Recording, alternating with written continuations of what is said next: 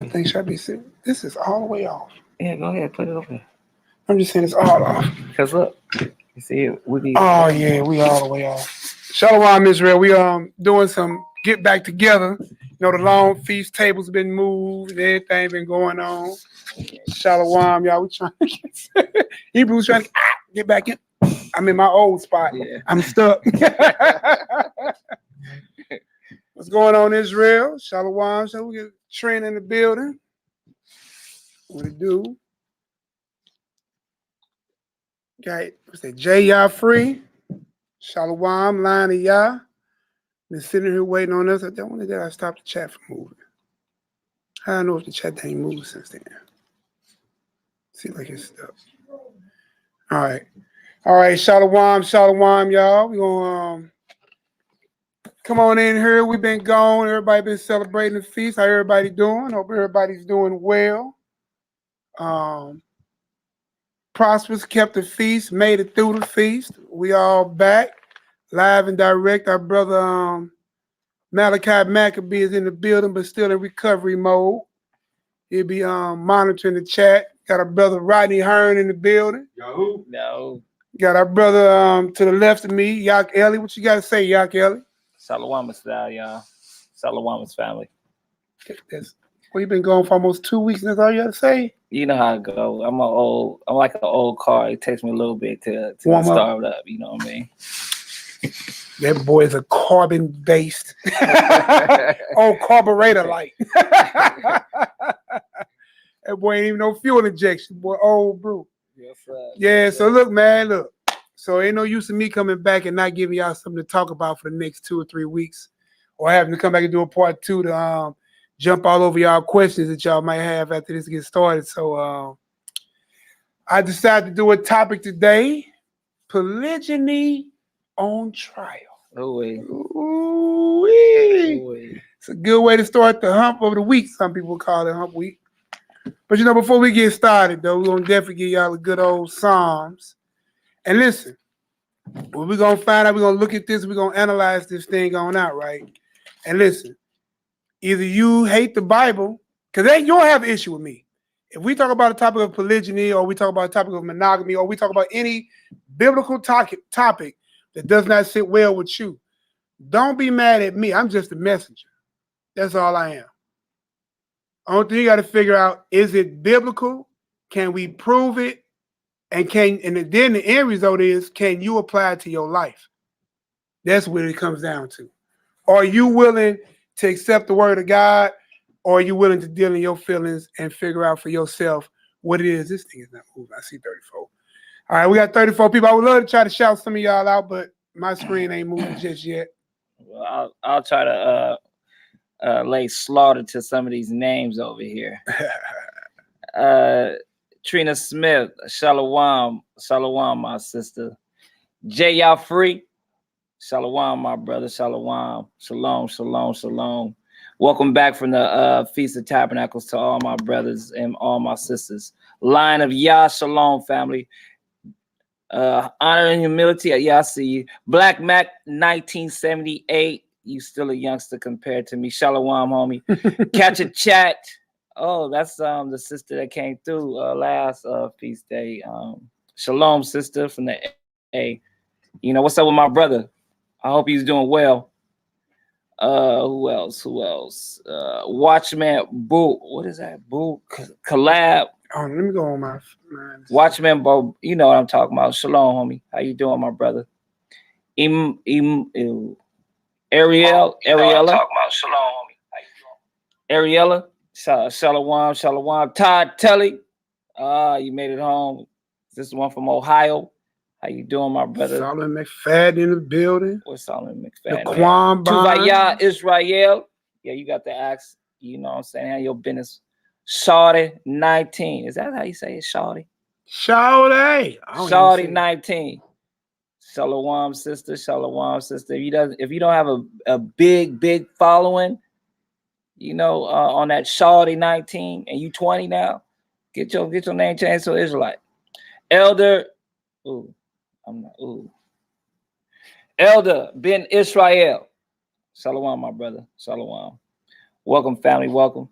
Welcome, welcome, welcome. You didn't even see Poppy and I saw Poppy myself. Well, you know, my screen stopped too. Look, see it?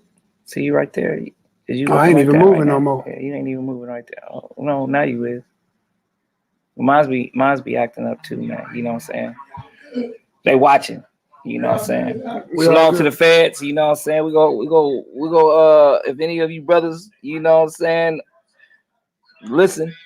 Go ahead and listen. All right, y'all. We're gonna take time to try to send this out to a few people. Going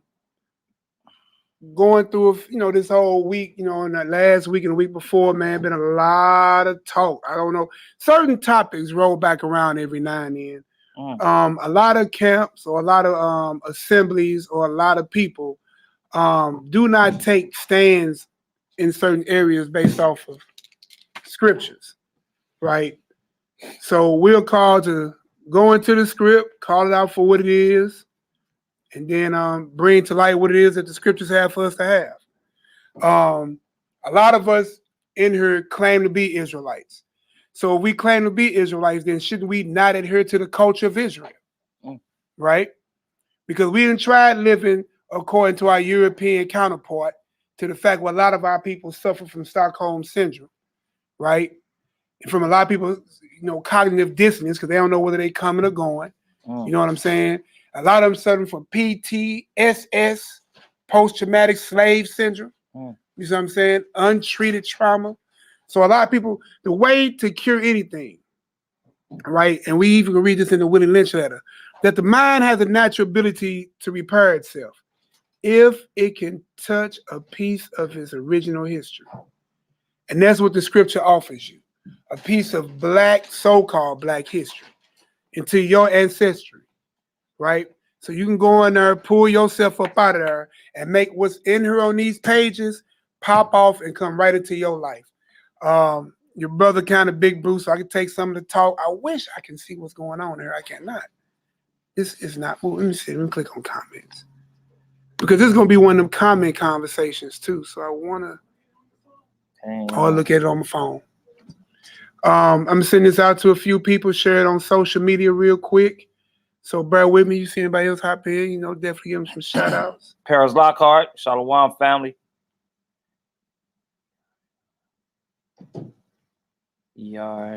Israel. Told you I was gonna slaughter y'all names, man. Israel, Shalom, my brother.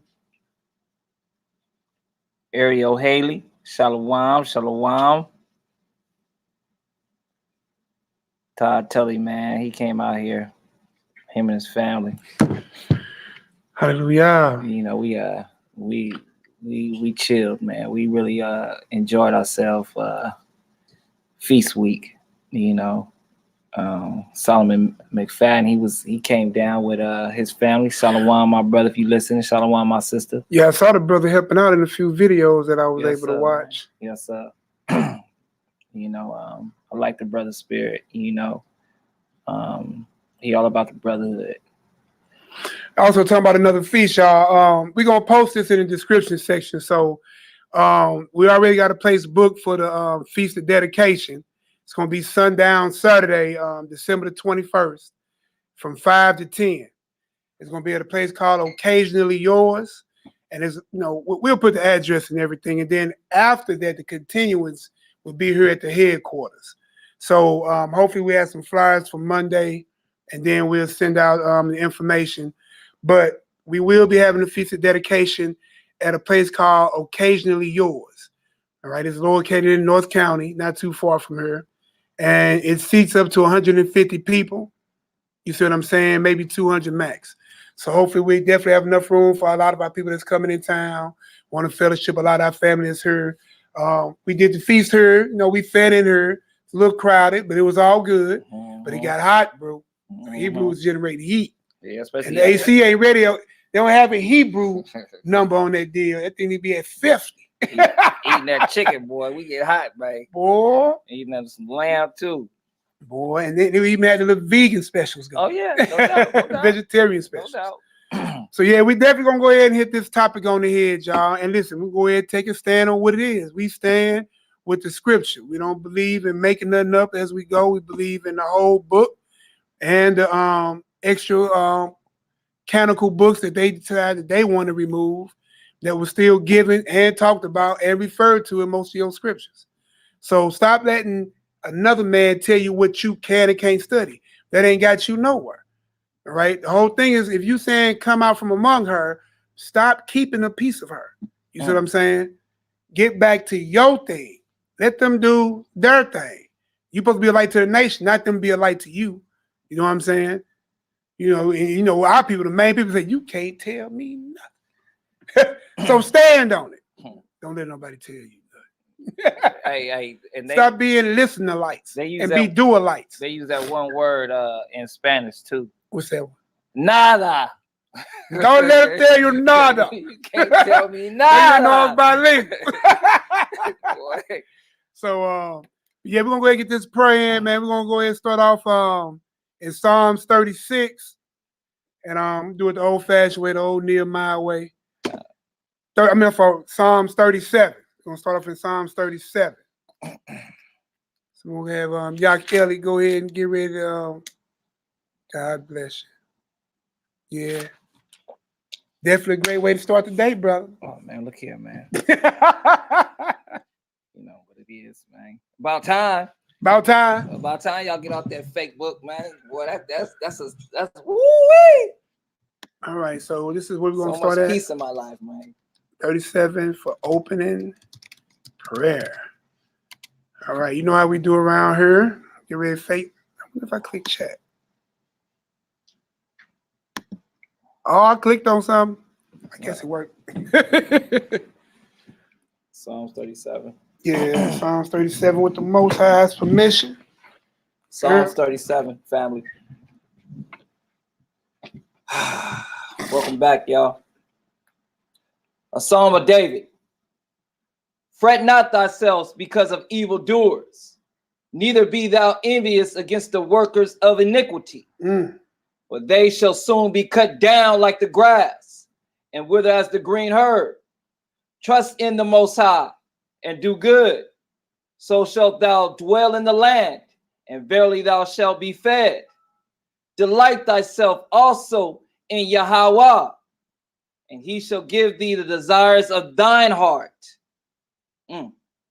Commit thy way unto Yahweh. Trust also in him. That's right. And he shall bring it to pass. And he shall bring forth thy righteousness as the light, and thy judgment as the noonday. Rest in Yahweh, and wait patiently for him. Fret not thyself because of him who prospereth in his way, because of the man who bringeth wicked devices to pass. Cease from anger, and forsake wrath. Fret not thyself in any wise to do evil. That's right. For evildoers shall be cut off. That's right. But those that wait upon Yahweh, they shall inherit the earth. Yahoo! For yet a little while, and the wicked shall not be. Yea, thou shalt diligently consider his place, and it shall not be. But the meek shall inherit the earth, and shall delight themselves in the abundance of peace. That's right. The wicked plotted against the just, and gnashed upon him with his teeth. Yahweh shall laugh at him, for he seeth that his day is coming. The wicked have drawn out the sword, and have bent their bow, to cast down the poor and needy, and to slay such as be of upright conversations. Their sword shall enter into their own heart, and their bows shall be broken. A little that a righteous man hath is better than the riches of many wicked. Better than what? For the riches of many wicked. For the arms of the wicked shall be broken, but the Most High upholdeth the righteous. Yahweh knoweth the days of the upright, and their inheritance shall be forever. They shall not be ashamed in the evil time, and in the days of famine they shall be satisfied. But the wicked shall perish, and the enemies of Yahweh shall be as the fat of lambs. They shall consume into the smoke shall they consume away. The wicked borroweth and pay not again, but the righteous showeth mercy and giveth. For such as be blessed of him shall inherit the earth, and they that be cursed of him shall be cut off. The steps of a good man are ordained by Yahweh, and he delighteth in his way. Though he fall, he shall not utterly cast down, for the Most High upholdeth him with his hand. That's right. I have been young, and now am old, yet have I not seen the righteous forsaken, nor his seed begging bread. That's right. He is ever merciful and lendeth, and his seed is blessed. Depart from evil. Depart from what? Depart from evil and do good and dwell forevermore. For Yahweh loveth the judgment and forsaketh not his saints. They are preserved forever, but the seed of the wicked shall be cut off. The righteous shall inherit the land and dwell therein forever. The mouth of the righteous speaketh wisdom. That's right. And his tongue talketh of judgment. Of what? And his tongue talketh of judgment. The law of YAH'KI is in his heart. None of his steps shall slide. Woo. The wicked watches the righteous and seeketh to slay him. The Most High will not leave him in his hand, nor condemn him when he is judged. Wait on Yahweh and keep his way. And do what? And keep his way. And do what? And keep his way. And keep his way. And he shall exalt thee to inherit the land. When the wicked are cut off, they shall see it. I have seen the wicked in great power, and spreading himself like a green bay tree. Yet he passed away, and lo, he was not. Yea, I sought him, but he could not be found. Mark the perfect man, and behold the upright, for the end of that man is peace. Woo. But the transgressor shall be destroyed together, and the end of the wicked shall be cut off. That's right. But the salvation of the righteous is of Yahweh. He is their strength in the time of trouble. And the Most High shall help them and deliver them. He shall deliver them from the wicked and save them, because they trust in him. Hallelujah. Selah. Yahoo. Yo, Boy, that was a perfect song. perfect. Boy, look, we can go back over that song and run the whole night. Boy. Did y'all hear little horse alike? Yeah. I believe my brother alone, man. Shalom to our brother Uriel in the building, the house of Uriel. You'll see this right there, right there. Right there. So what's going on, family, boy? So again, we do have the 50K dedication locked down. So a lot of y'all can make sure y'all schedule properly. Sundown, that'll be Saturday. So we're going from the Shabbat right until, the Feast of Dedication. And we have it secured at Occasionally Yours. It's here in St. Louis, in North County. And then after that, we got that from 5 to 10. And after that, we'll be here at the assembly until. Right. Until. Right. You know how you Hebrews do. Yeah. And a hot building might not be bad during this time of the year. You know me, I'm gonna be like, hey, I'll see y'all tomorrow. I'm going to sleep. All right. So all praises, y'all. So we all see the topic: polygyny on trial. Ooh. Uriel walked in and said, That's what I said too. Nobody takes a stand. I know. I stand with the word. The word, man. I stand with the word. I hide behind it. He's my shield, man. So earlier last week or week before last, right before Tabernacle, I had sent out a video. I'm gonna try this share screen. So I'm new to the new part about the yard. So hit share screen, bingo.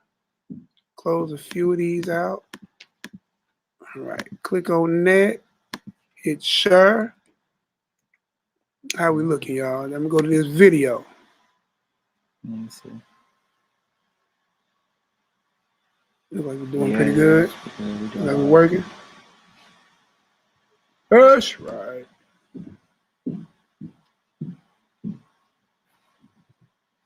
All right, so how we looking? We all here?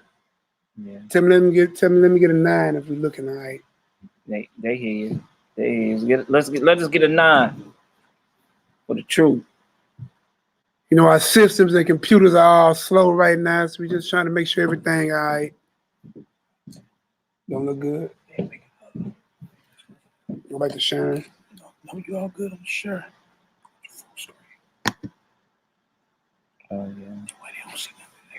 Okay. Oh, got you. Go back. Yeah, I already know. At least I get to see Malaki for a little bit. No, can't see me. Can't see me down there, but it's a little that bar. That bar. All right, they can hear us. All right.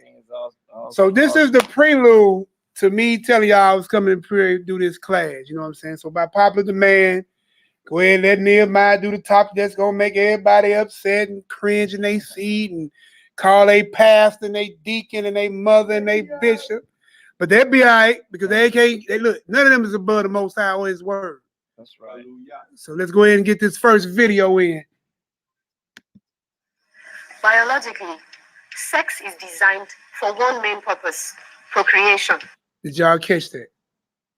Sex by design was created for one main purpose, right? For creation. You were created and you were told in some of your first group of commandments, be fruitful and multiply.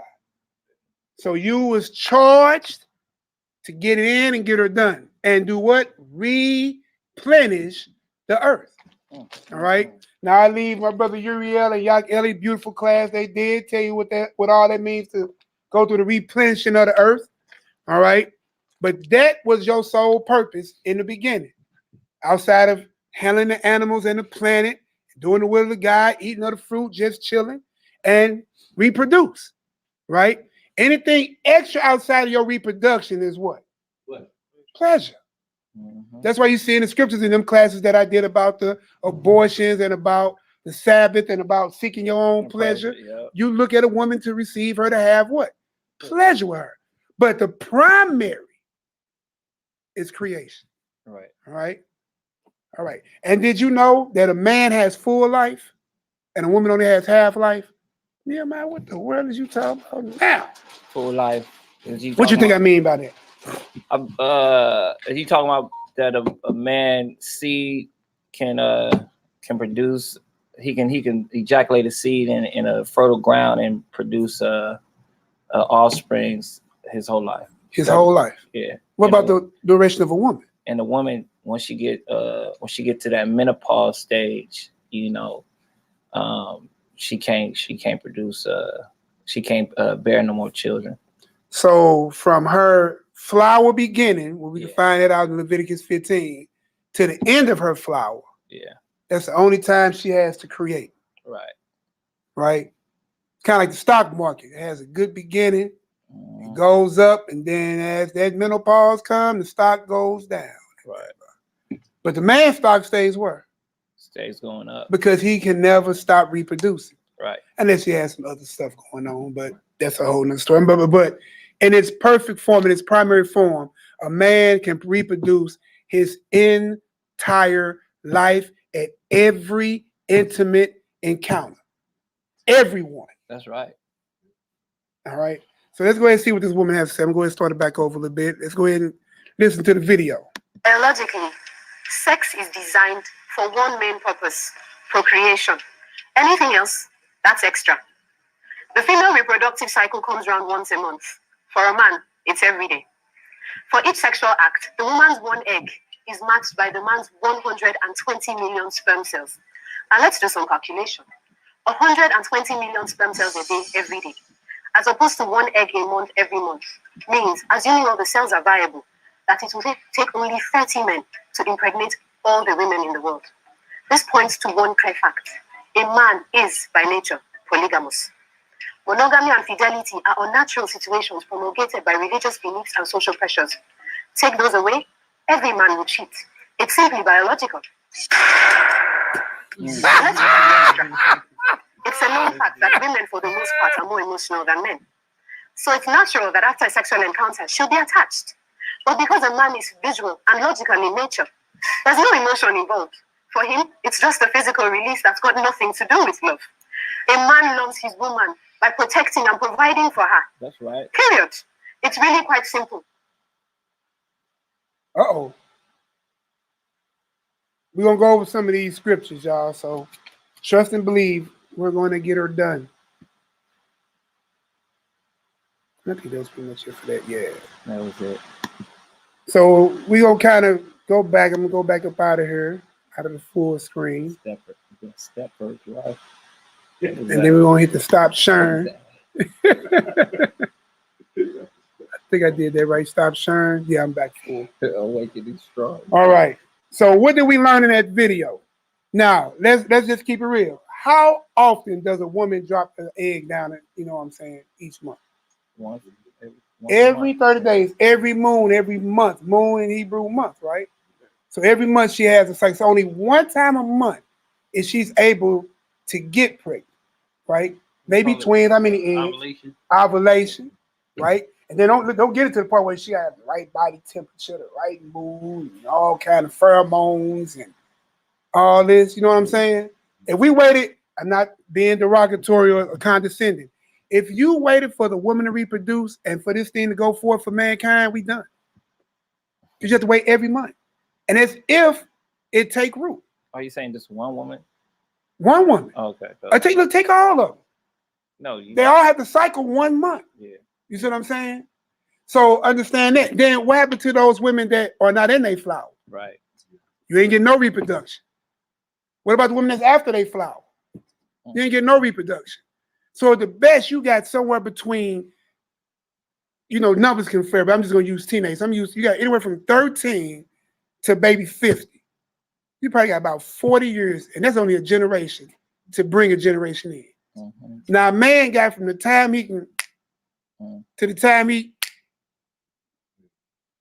how many generations can you heard what that woman said? She said that a man, 120 million sperms rushing every day. Every day. Hey man, give me a calculate, quick calculate. Calculate on the phone, calculate on the phone, calculate on the phone, calculate. You know what? I got one. I got a calculator. Hey man, I just numbers, man. So you got 120 millions, 120,000 times 000. That's 120 million, right? Multiply that by 365 days a year. 43. Boy, that trillion? It's a trillion. It's 43 trillion 800. So 43.8 trillion sperms a man can pop off a year. That's why she told you. These Hebrews talking about sperm in Bible class. Hey, it's in the Bible. Let's talk about it. We ain't talking about We're talking about the seed. Transvestites, you know what I'm saying, that they doing at your children's schools. You heard what I'm me. saying? So come on now. Transsexual Bible reading in libraries. Let's not get simple, y'all. Let's just go with the. But we'll talk about all that in the hot second. With the scriptures, you know what I mean? And if you get uncomfortable, whatever, we're not going to the room by yourself. You know, continue listening though. Exactly. Now, so look, there's two things I want to present to you all. If you disagree with polygyny, right, all I ask, right, is go in the law, show where thou shalt not have more than one wife, right, more than one, and the judgment. That's all. It's easy. Because if it's in there should be a law, a judgment, and some story or precept to show it, right? Sacrifice too. Exactly, right? So now me, I see that the Most High had made laws to validate it. Oh, Nehemiah, you going off, man. What they saying, bro? I know they probably talking already. Don't worry about what they saying. See, look, all the stuff that they saying, it's like we go address it, but it has to, you have to do your my thing. Your thing, and once it gets addressed, and hopefully they've been listening and not just been, listening to what they already think in their mind, you know what I mean? Right. And whatnot. That's it. So look, it's simple for me. I'm going to quickly run in here and show you, right, where the law assumed that polygyny would be valid. Yeah, I said that. The law is going to show you that polygyny would be valid, you know what I'm saying, and expressed as a moral standard in Israel's life. You see what I'm saying? Because the man who wrote the law, right, where the Most High gave him the law to give to Israel, had more than one wife. Right? Absolutely. What about Abraham? How many wives he had? 3, right? He had Hagar, Keturah, and Sarai, or Sarah, right? Then you got Judah, right? Who's the father of who? Us all, right? So if you hate the very first Hebrew, because he had multiple wives, so I want to ask you again, show me the law that Abraham broke for having 3 wives.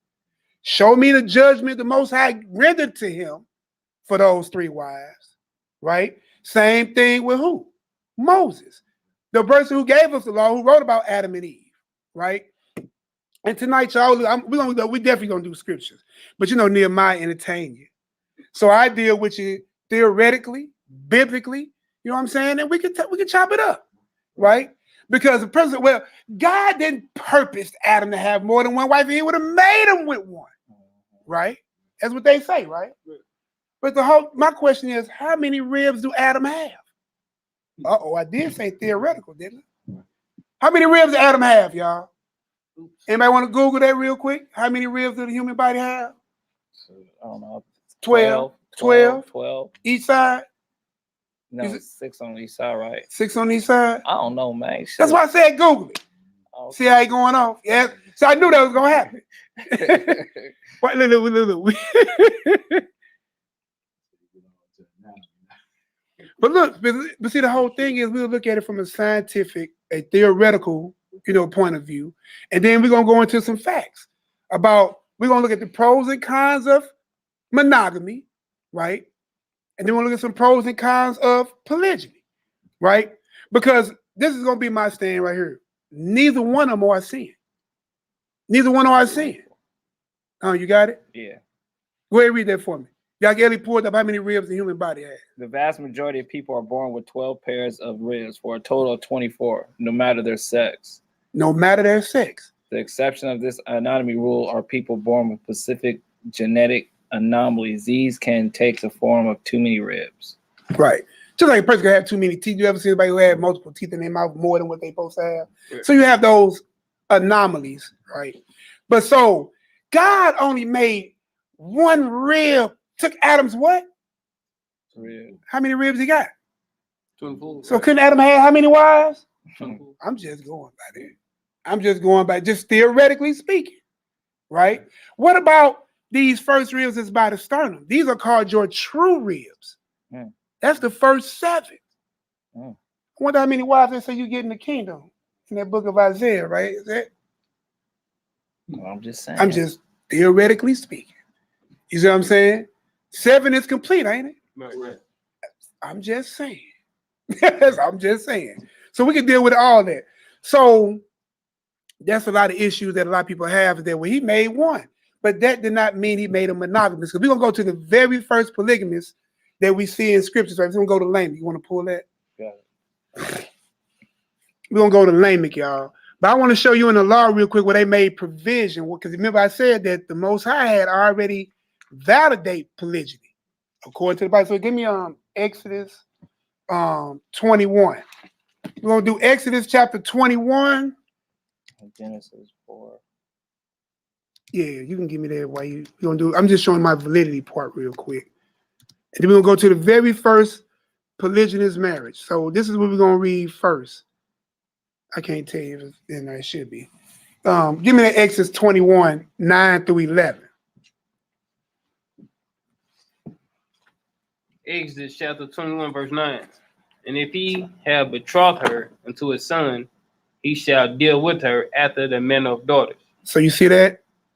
So we dealing right there. Listen. Now, mind you, this is the book of Exodus. This is still not the written Torah. You got to keep timelines together, right? Now, this also can show you what happened with Tamar and Judah, right, in Genesis chapter 38. Because ain't that what he did? Judah had betrothed Tamar to marry his first son, right? Was wicked. Most High dropped him. Then he gave him Onan, right? Then what happened with Onan? Onan had that pull-out syndrome, spilling the seed. He wouldn't fulfill the oath of giving child to that, for your brother through his wife. But mind you, the written law wasn't even in the earth yet, but it was understood. Again, showing you many classes we always talk about that the law being in the earth. All right. So go ahead and read, bro. Verse 10. If he take him another wife, her food, her raiment, and her duty of marriage shall not diminish. Stop. Didn't I just say that the Most High made provision for polygyny already? Read that again. Verse 10 again. And if he take him another wife, her food, her raiment, and her duty of marriage shall not be diminished. So if he take him another wife, why would God tell the man with two wives after he wrote about the story with one man and one wife that by the time you get to the second book, if a man take two wives? Give me the layman story. Because even in Bereshit we see it. And I'm going to ask you again. Now, Cain had received a mark from God for killing his brother, right? So we see, when you do something wrong, there's a judgment. All I ask you, show me the judgment that God laid upon Lamech for taking two wives. You won't find it. Go ahead, read for us. Genesis chapter 4, verse 16. And Cain went out from the presence of the Most High and dwelt in a land of Nod on the east of Eden. And Cain knew his wife, and she conceived and bare Enoch, and he builded a city. He did what? And he builded a city. Oh, wait a minute. Brother, I just got a quick epiphany real quick. What so, is that? What verse was that again? Genesis chapter 4, verse 17. I'm going to mark that. Keep reading. I'm going to come back to 17. I'm going to come back. And he builded a city. So remember, Cain killed his brother, received the mark. He went east of Eden, right? And guess what he did? Knew his wife. So he was a monogamous, right? And this monogamous built the city. The son. That's what this monogamous did. What? I'm just saying, man. That's what he's a monogamite. He's a monogamite. He's a non-Hebrew monogamite. Hebrews ain't here yet. Time. Keep going, bro. And called the name of the city after the name of his son Enoch. All right. And Enoch was born Arad, and Arad begot Mehuliel. Mehuliel begot Methusiel, and Methusiel begot Lamech. Verse 19. Verse 19, y'all pay attention. Because people say, well, this wicked man, right? This wicked man had two wives, and we're supposed to base all our culture off what the wicked man did? We're supposed to base our culture off this wicked man. My whole thing is this. That wicked man built the city. I think a lot of these Hebrews I know live in St. Louis City. A lot of you Hebrews live in cities. Ain't none of y'all out in the fields. Half of y'all didn't stay the whole week at Tabernacle. What the hell you talking about? I'm just saying what you mean. Half y'all didn't stay the whole week at Tabernacle. You live in cities. You live in the very city that the first wicked man built. You live in great cities that the first wicked man built. Mm. So don't get mad when his son take 2 wives. Mm. Then you get mad when a righteous man take 2 wives. Man, he going off, man. I don't know why he don't love me no more. He took this lust and evil. I can't show you, because listen, if you're wicked, wicked says you forsake the law. Show me the law. If you saying I'm sinning, sin is transgression of the what? The law. Show me the law. That's all. I'm showing you a provision made by Elohim that says, we read, that if he chooses to take on another wife, long as she don't lose her what? Food. Ain't none of these females hungry. I ain't never saw a female that left one of my brothers that was hungry. Food, they took the clothes with them, so they had raiment. Right? And it said duty of what? Marriage. Let's look up duty of marriage.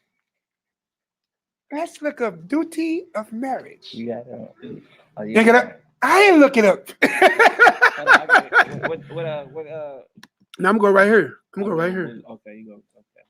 All right, search the Bible. All right, y'all, you got to deal with your brother. This is my first time on it since we got this system here. So, you're gonna do a Bible. What is that? Who was in Oh, that's right. I need to go back to share screen. I'm going back. Share screen. Click screen. Share screen. And what was it? The Exodus 21. All right, so bing. In verse 10.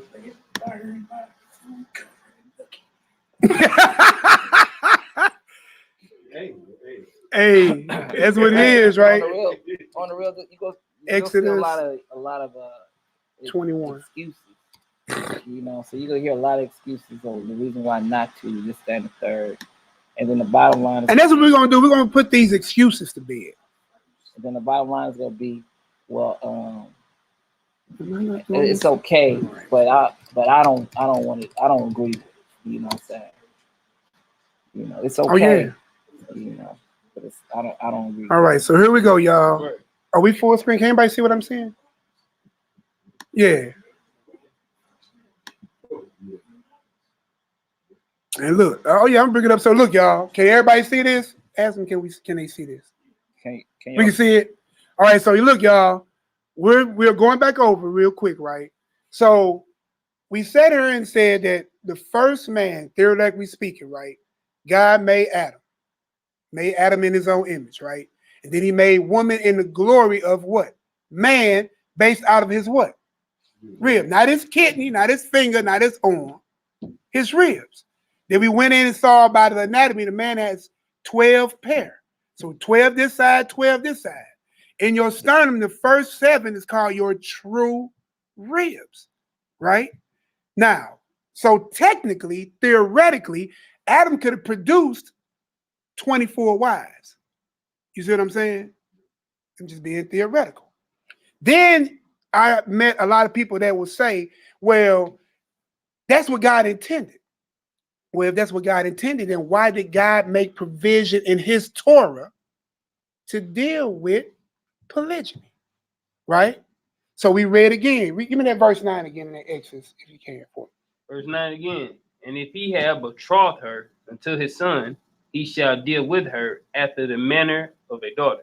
And you're dealing with Judah, right? Because we will trace this story back to Genesis 38. How many wives did Judah have? 4, didn't he? So the patriarch of Israel, who Christ came through, is that sin? Is that evil in God's eyes? So the Messiah was sent through evil bloodlines. Come on, man. Don't make no sense. See, and what you're going to find out, you don't hate the situation. You hate the Bible for real. And I just being honest, because it's in her.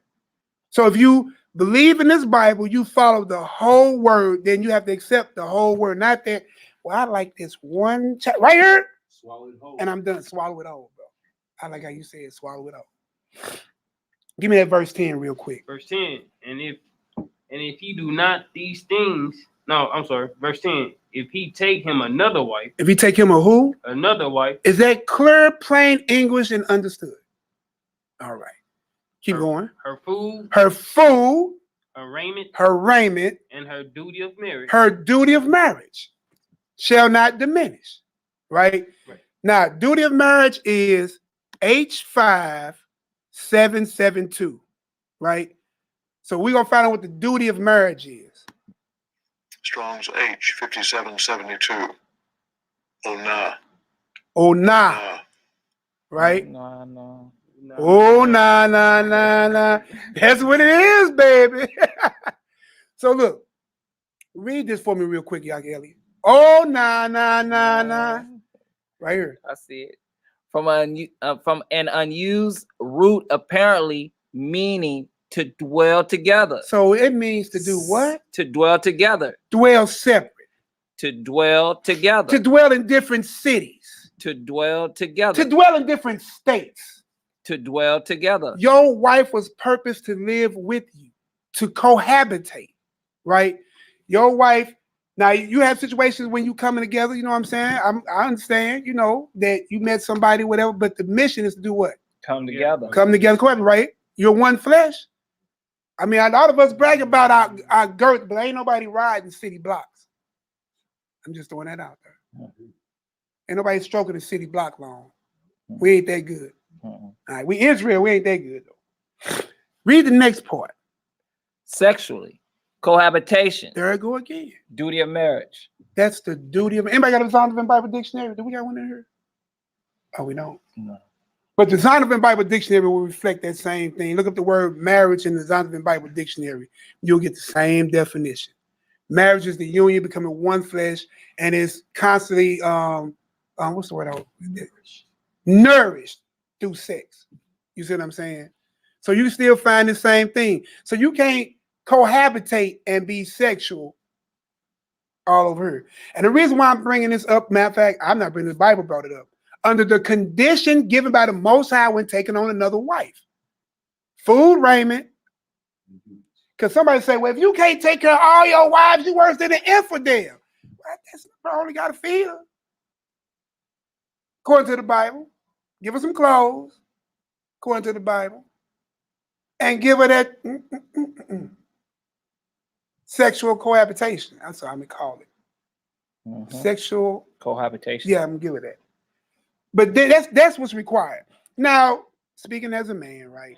You want to make sure you take care of everything the best you can. But see, we going to read a little bit of that Proverbs 31 because everybody thinks the woman's supposed to stay at home. The woman worked just as well. You ain't going to sit there and get hired by Anheuser-Busch and not go to work because he's the head. Just like Christ didn't sit there on the side and not do no work. Go ahead, bro. You had a question? Yeah, I just had a question. So I was just thinking about marriage and like multiple wives and whatnot. So, all right, so what about like the Messiah? One simple fact is just he married to Israel as a whole, but then you got different tribes. Exactly. So would they be multiple wives? Matter of fact, let's see what Christ said. Go to Matthew 25. Start at verse 1. We just jump on there. What Uriel was bringing out is that if Christ is married to Israel, right, then Israel has 12 tribes, right? Even when the kingdom come back, is what? 12 names on the gate. It says to be prepared or adorned like a bride for the groom. So it's usually you're being invited to the what? Wedding ceremony, right? And Israel is plural, right? Feminine, but plural. So let's go ahead and see what Christ said. Now, there after we see what Christ said, you know what I'm saying? And then we're a little off script, but we own script. We're going to jump back and see how the Most High look at this thing. Matthew 25, start at verse 1. Hold on, make sure everybody, check and see if we got a set, make sure everybody kind of with us. Y'all still with us? Understand, overstand, even though they might not agree. Understand, overstand, understand, even though you might not agree. Right. Why are you sitting there trying not to agree if Nehemiah going off or not? Find us the law and the judgment. Because look, I can go to homosexuality, right? Leviticus 18 and 22, show you, if we talking about sex, right? We're talking about marriage and sexual cohabitation, right? I can go to Leviticus 18 and 22 and show you that a man should not lay with a man as he do with a woman. And that's punishable by death. 6, 9 through 11. Then we can go to Romans, right? 1:26 through 32, right? He gave them over to vile affections, right? And if they fell into that, right, that they are worthy, this Christ in the New Testament, they're worthy of death. Even those who are cool with it. You ain't supposed to be cool with that. You see what I'm saying? And we're going to look up that 1 Timothy too, right? Because people say, well, what about, that's it, man. It ain't the New Testament there. It's clearly, we're going to look up that 1 Timothy 1 and 8. And we'll see that defile themselves with mankind. That's homosexuality. So go ahead and see what Christ had to say. Let's see what our Lord and Savior had to say. So while y'all saying Nehemiah going off, I want to see what y'all say Christ going off. All right. Let's get it. Matthew chapter 25, verse 1. What color is this written in, bro? Oh, really? Hold on, y'all. I just want to show y'all. This is Christ speaking. All right. Not Nehemiah. Go ahead, bro. Then shall the kingdom of heaven be likened unto 10 virgins. Stop. Why? If polygyny is wicked, not permissible by God, is frowned upon by God, is not something that God deals with, why would the Son of God, who gets all his orders from God, come down ordered by God to redeem his people back to God, and then like in the very kingdom of heaven that we all supposed to go to, into 10 virgins? Why use a evil, wicked thing to compare the kingdom of heaven? Right. And what the Bible say? Woe to them that call bitter sweet, sweet bitter, good evil, evil good. So why would Christ do it? So if Christ is calling a bitter thing sweet, Christ is no longer Messiah, y'all, because he's sinning. He likened the very kingdom that everybody in this room and online, worldwide, claim they want. Everybody want heaven, but nobody want to die. Well, everybody want heaven, but nobody don't want to be polygynist. Let's get it. Verse 1 again. Then shall the kingdom of heaven be likened unto 10 virgins, which took their lamps and went forth to meet the bridegroom. How many grooms is that? One. So Christ is giving you a story of 10 women preparing to go visit one man. All right, let's keep going.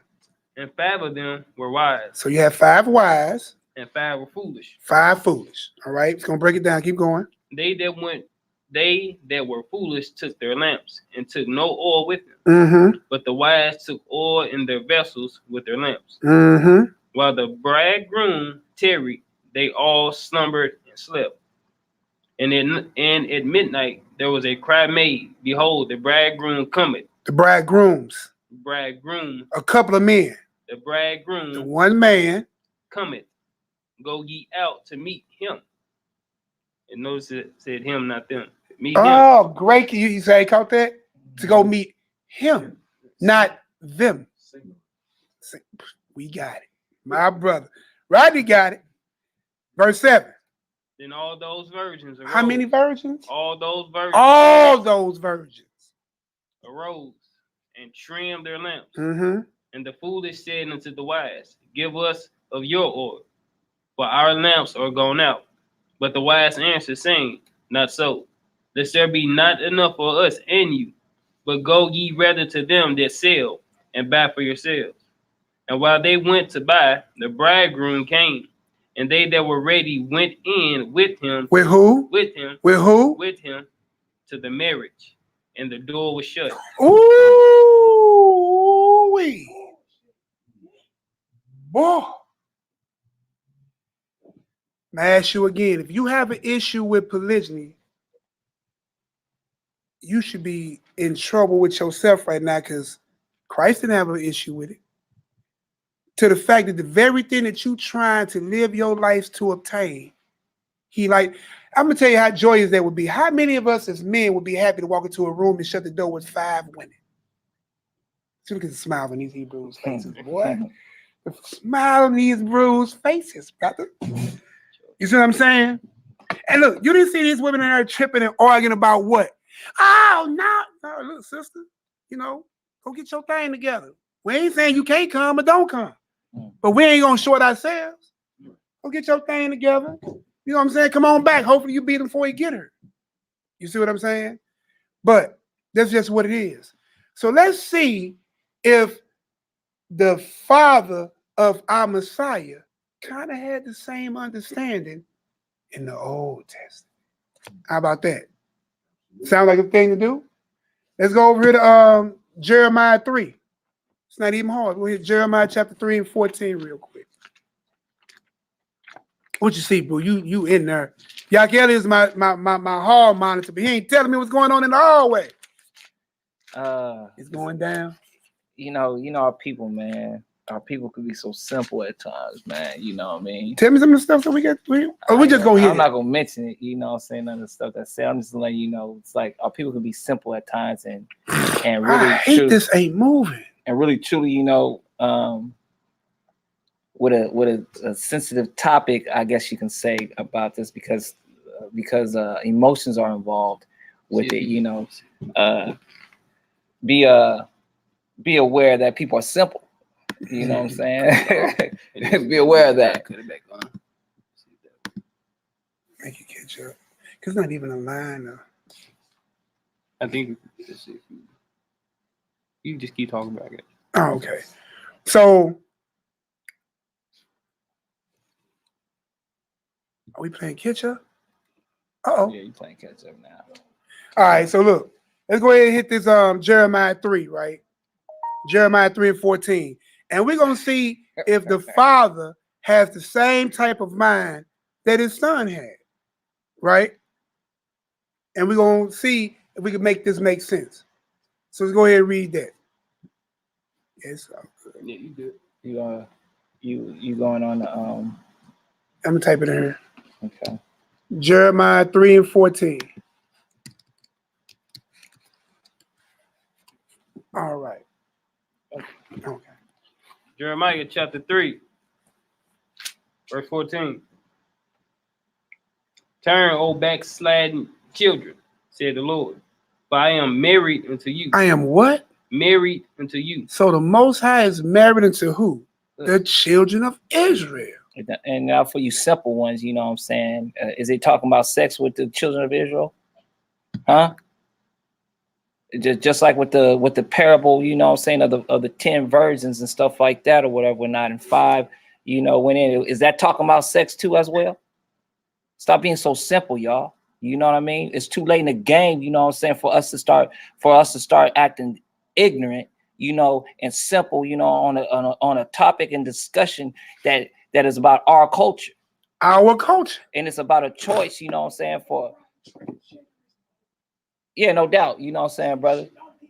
You know, and it's about a culture, you know what I'm saying, that the Most High allowed us to have, which is in the law. We ain't saying all y'all women's, you know what I'm saying, is even ready, you know what I'm saying, for polygyny, or even some of the brothers, you know what I'm saying, that are in polygynous relationship. We're not saying that, you know, but use wisdom, you know what I'm saying, in whatever you do. You know, and we're just trying to bring out, you know what I'm saying, certain scriptures to touch on it, the fact of what you said in the beginning. Look, are y'all a part of the of this culture, or y'all part of our culture? What culture are y'all a part of? Because listen, monogamy has not worked out for you all. You hear me? It's a heathenistic culture, bro. It's a European culture. Most Afrocentric cultures, even active to this very day, are polygynous. What about you black people understood that you other black people done lost somewhere along the way? You see what I'm saying? The Hebrew culture contains polygyny and monogamy in it, right? And neither one were called a sin. But polygyny is the one talked about the most. And monogamy ain't did you no good. No good. The first couple in creation was monogamous. And ain't none of you niggas in the garden no more. Yeah. You all out the garden. Every one of us die. Every one of us grow old. All of us grow sick. All because of the monogamous relationship in the beginning. Then you hate because I heard, oh, well, you want us to follow the culture of the wicked man, but don't the scriptures teach you that that the man should not suffer the sins of the father, nor the father suffer the sins of the son? Ain't that Torah? So why y'all tripping off of Lamech as if he the one who killed Cain? I mean, as he was Cain to kill Abel. You just made Lamech evil just because his father was evil. But it's funny, it couldn't be too evil because you can read about Lamech in more detail in the book of Jasher in chapter 2. Talks all about Cain's children. So if you want to do more study and see more detail about Cain's life, even when Cain get killed and dies, right? So if a son can't suffer the sins of the father, then why are you sitting here trying to make Lamech polygynous relationship wicked just because Cain was wicked? You bearing false witness, you going off. You have no leg to stand on with that, right? It's just what it is. So what was that again? We was just reading that what? Yeah, Jeremiah chapter 3. So read that 3:14 again. Jeremiah chapter 3, verse 14 again. Turn, O backsliding children, said the Lord, for I am married unto you. I am married unto you. And I will take you one of a city. One of a city. And two of a family. Two of a family. And I will bring you to Zion. Have he made this vow or decree with any other nation outside of Israel? No. Well, he says he's only taking one, then he's taking two. Well, I can play with that and say he's dealing with polygyny, right? Give me Ezekiel 23, 1-6. We'll see it. Right? Because you got to remember, during these times, remember, keep your timelines together. Was Israel split? He's talking to Israel. How many kingdoms of Israel were there? 2, right? Oh, yeah. I'm not making this up, right? So if he's gathering Israel back, even at this point, you can see he's still gathering 2 people that he was married to back to one thing, right? One flesh. Uh-oh. Or one olive tree is what they call it, right?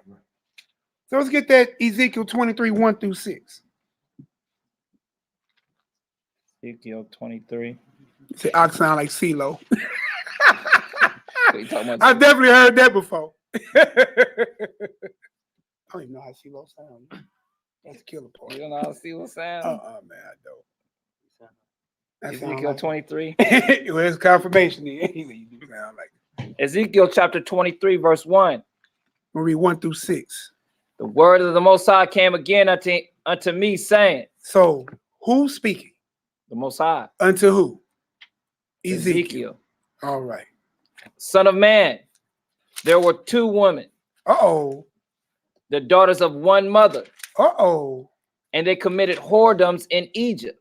Whoa. The Most High is married to a people, right? They all come from one mother, right?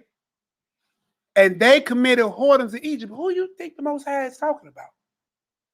He's talking about Israel. He's talking about Israel. 12 tribes. Listen. I'm gonna make this. I know I do a little Q&A. I'm gonna keep it real simple, y'all. I would not try to over trick you. This Bible's written for Israel, by Israel, to Israel, about its origins, its rise, its fall, and its soon coming redemption. So if I'm saying who the Most High is talking about, the answer will definitely probably always be Israel. Who he was married to? Israel. Who he's going to redeem? Israel. Who he's going to gather? Israel. Who is salvation for? Us alone. That's, Israel. there it is. Who did Christ come for? Us alone. That's it. His holy nation. There it go. His set apart people. Just what it is. Kodesh. But I want you, God. I just want people to see that he dealt with us and he looked at us even in the plural sense. So we already see that Christ likened, right? The kingdom of heaven, and this is the Son of God, to a polygynous mindset, right? 10, 5 foolish, 5 wise, 5 went in, doors shut. 1 bridegroom. Now we dealing with 1 God, 1 man, or 1 Elohim, 1 head. Now he's dealing with a people he's married to, right? Taking 1 from her and 2 from her, right? Now 1 and 2 means 3. But I'm just going here and let this explain itself, because Jeremiah was doing a certain time when Israel was what? And Ezekiel was dealing with a certain time when Israel was what? So now he's dealing with, but don't believe me, This will tell it. Ezekiel chapter 23, verse 3. All right. And they committed whoredoms in Mizraim. They committed whoredoms in their youth. There were their breasts pressed, and there they bruised the tits of their virginity. And the names of them were Allah, the elder, Aholah, the elder, and Aholabah, her sister. So these are two women, right? The Most High is telling the Son of Man that he was dealing with two women. You don't see it yet? Let's keep reading. And they no, right here. And Holah, and the names of them were Aholah, the elder, and Aholibah, her sister. And they were mine.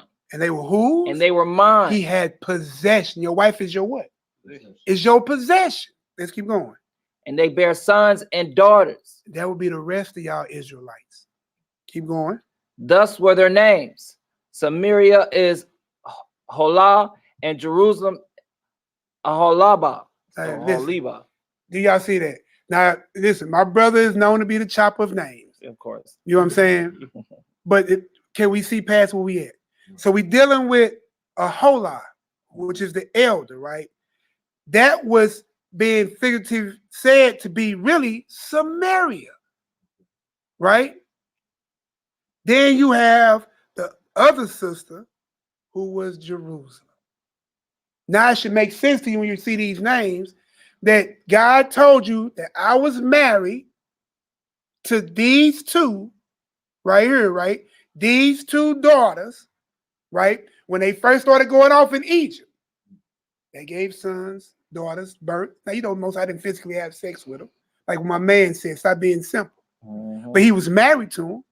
He was one flesh with him, and they was his possession, right?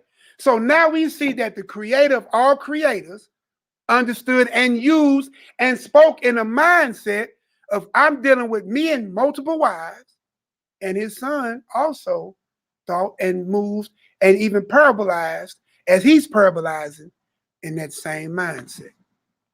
See the vibration of the Father even speaking about it. The Son is speaking about it.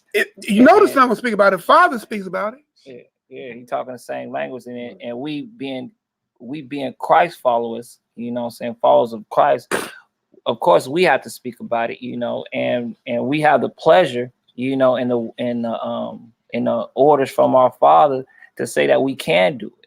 You know what I mean? So why we run around here and say why are we running around here with the spirit of can't? Well, no, that's the spirit that is in this world. Exactly. You know, however, you know, we do as men are new creatures. We are new creatures in the word of Yahweh, and we understand, you know, the pros and cons of being in a polygynous relationship. You know, all right, we don't hit that. Some of us, you know, need to be priests before we be kings to these women. My brother, absolutely. So, absolutely. You know, a lot of us, you know, rush into certain things and then we backpedaling. Oh, humper lights.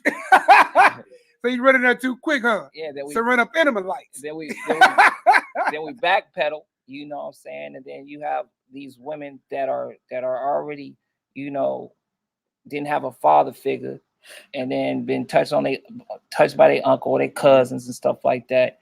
And now they done had multiple men and stuff, and now these women are waking up. YAH'KI called it right yesterday. It was yesterday, last night, about the second awakening. You know, they get awakened, you know, and then they get used by wicked men who have a Bible in one hand and a contraceptive in another. Oh, you know what I'm saying? So you telling me the men of the Lord using rubbers? Man, look here, they was doing wickedness in the Bible. But it was pulling out. They sure was pulling out. Priests, you know what I'm saying, was having, you know, they way with women. So men are gonna do that, you know. However, the Most High gave us all, what is that? The spirit of discernment. You know, be friends first. You know what I mean? Be a brother to that daughter. Be a court her to first. That brother. Court her first. Yeah. Know what color she like first, huh? Know what she might be allergic to or something. Yeah, like that. You know what I'm saying? I guess, but not in that. You don't fit on lamb. She allergic to it. No, not in that sense. You'd have killed her with Bambi. of that Valentine stuff. You know No, I what I'm ain't saying? talking. But You know I ain't talking. I know that, you know. But again, people are simple. You know what I'm Right. saying? And to be honest with you, this is a very touchy subject, you know, for our people, man. You know. Look, I just want y'all to see and understand that God thought in this manner when he talked about dealing with his people. His Yes, son thought in this manner. That too alone, we should be done with this whole topic and be done. If you claim you believe this, you claim you follow this, you claim you are a child of Israel written about in this, you really ain't got no ground to stand on hating polygyny. Right. Right? But we're gonna hit some more sensitive issues areas, right? So I'm gonna have him. You got something? That was it. All right. And I love to play the harlot when she was mine. No, I got to read verse 5, right? Oh, you ain't got to. I mean, they got the gist of it. Okay, You want to read it? then Go I'm ahead. done, I'm done. The whole gist of me was going to that Ezekiel 23, 1-6, and that Jeremiah 3 and 4, is to give you the same mindset that Christ also had, which he receives that mindset from his Father, that is not wicked of the Elohim or the son of Elohim to look at Israel from a polygynist point of view or perspective or understanding. The whole end game is us being made to be the brides, ready and adorned for our King. Right. The whole Bible speaks in this manner. And at the end of the day, what my brother Uriel was saying, plain as day, there is 12 tribes, 12 different women. You see what I'm saying? And even in the end game, a man gets to 7. You see what I'm saying? True ribs, 7. You see what I'm saying? You can't get around it. The Most High made provision. So we're going to read this provision. I forgot to read the other one. So give me that one again. Exodus 21 and 10 for the meat. Oh, Exodus. Yeah, Exodus 21 and 10. And then you give me Deuteronomy 21. We're going to read 15 through 17. And then we're going to go and hit some of the places they like to run. You know what I'm saying? When they try to, you know, deal with the situation about this is why you can't do it. You know what I'm saying? So we showing how the Most High shows and speaks in this manner. Christ speaks in this manner. Then you try to blame Lamech, say they want to follow the example of the wicked man.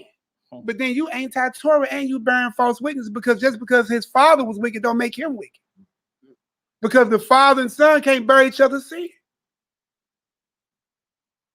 And then if your daddy, you know what I'm saying, wasn't in the truth, does that make you wicked then too? Hey. You know what I'm saying? Hey, look. You know how your grandfather was, you know, in a crap house, you know what I'm saying? Having this way with little boys, does that make you wicked now? Should you be punished because he was punished for You dealing know, with little boys? Regardless of being punishment, just to be even called wicked, does that make you wicked? No. You know what I'm saying? With you know your I ain't daddy, gonna agree with that. because people gonna say, well, you know, the 3rd commandment, you know what I'm saying, down to the 3rd or 4th generation and stuff like that or whatever. Whatnot. Yeah, judgment will come down on 3rd or 4th generation, but you know, just because your daddy was wicked doesn't make you a wicked person, man. Well, look, using the premise that YAH'KI says, look, let's even look at that for her. I deal with you theoretical. Well, listen, how many generations are we here in America? You heard 400 years. How many generations? You passed the 3rd and 4th now. And you still here. Right. And you're still suffering the curses of your forefathers for their wickedness. That's not the same. This is the curses, not the punishment. You see what I'm saying? You're suffering the curses, but you ain't suffering the punishment. If Uriel goes and kill a man, the punishment for that is death to Uriel, not death to Uriel, it's death to his children. His children can't bear that because they didn't perform that. Did that make it a little bit clearer? If YAH'KI, you know what, does something wicked, I ain't gonna put no name on it, just does something wicked, you punish YAH'KI for that. Same way in this government today, if I go do something wrong, they don't want to lock up the whole house of Nehemiah. Just lock up Nehemiah. You see what I'm saying? Man, they even go back to Abraham.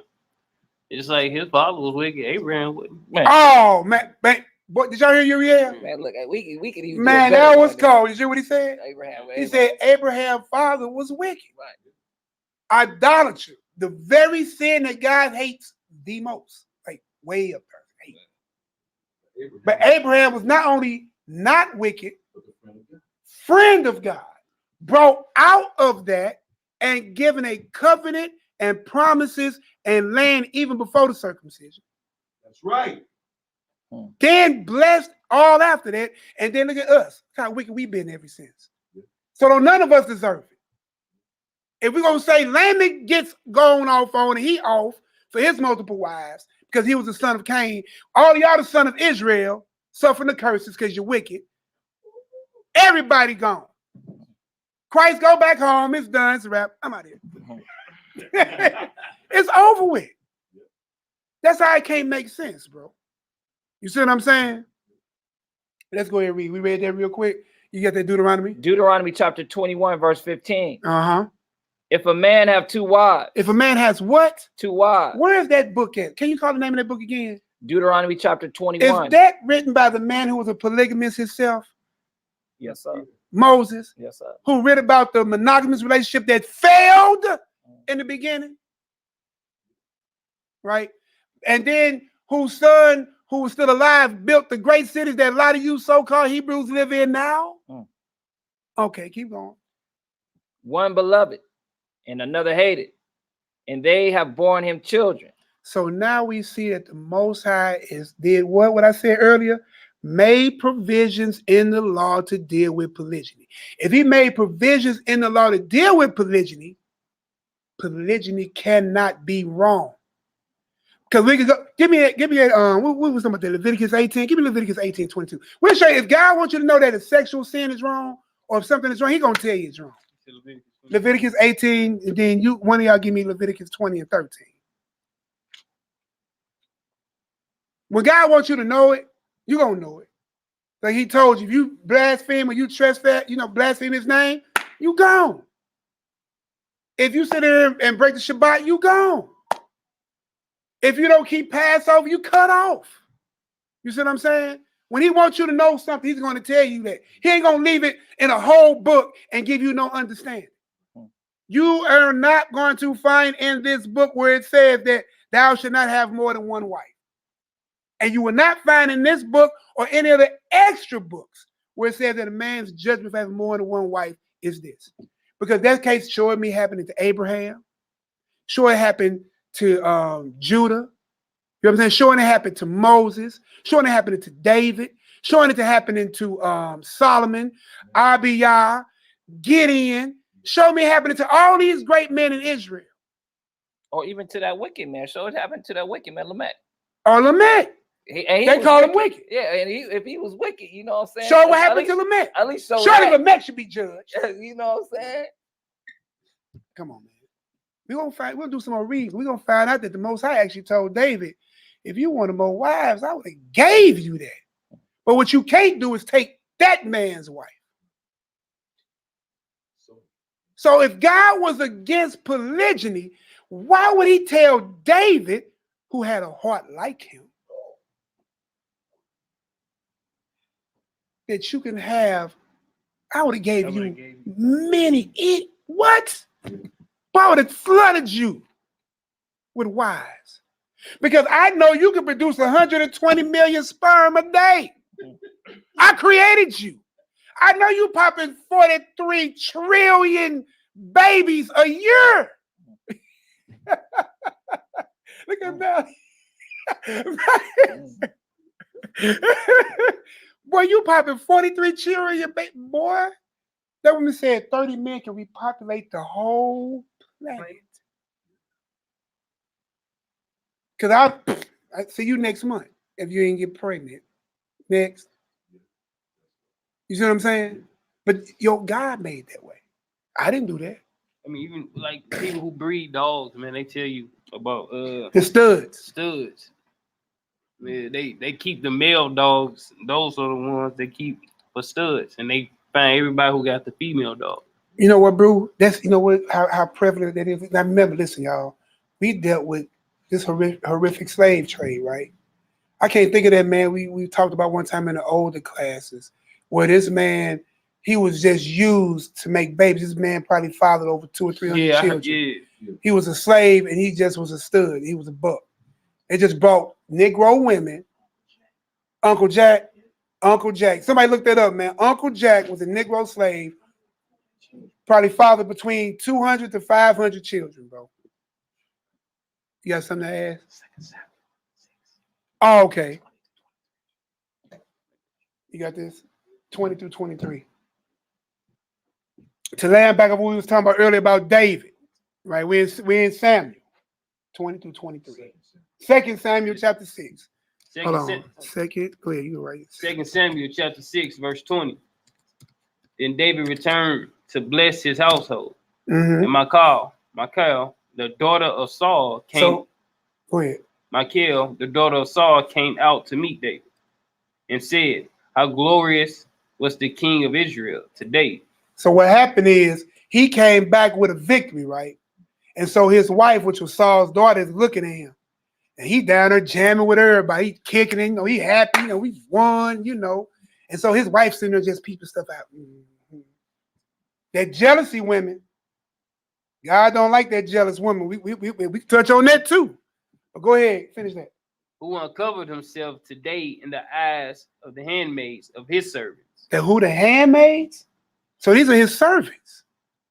What sound like Judah? Didn't Judah have 2 handmaid wives?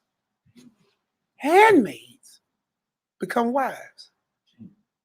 Judah had Rachel, Leah, and their handmaids became Jacob. I'm tripping. I'm told out slocky. Go ahead, bro. As one of the vain fellows shamelessly uncovered themselves. So she said, "Are you out there acting vain? You been out there working? Are you out there just dancing it all away, huh?" Keep going. Watch what happens. Verse 21. And David said to Michal, "It was before the Lord." It was before who? It was before the Lord. You tripping off the handmaids. You tripping off them women that was there. All right, I'm gonna show you how this gonna play out. And David said unto Michal, "It was before the Lord, which chose me before thy father." So he was chosen. God chose a polygynist. Keep going.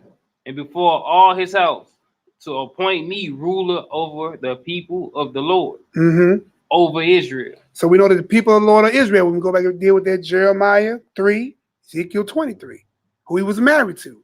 And we see that those 2 kingdoms, right? Samaria and Jerusalem, 2 wives. Keep going.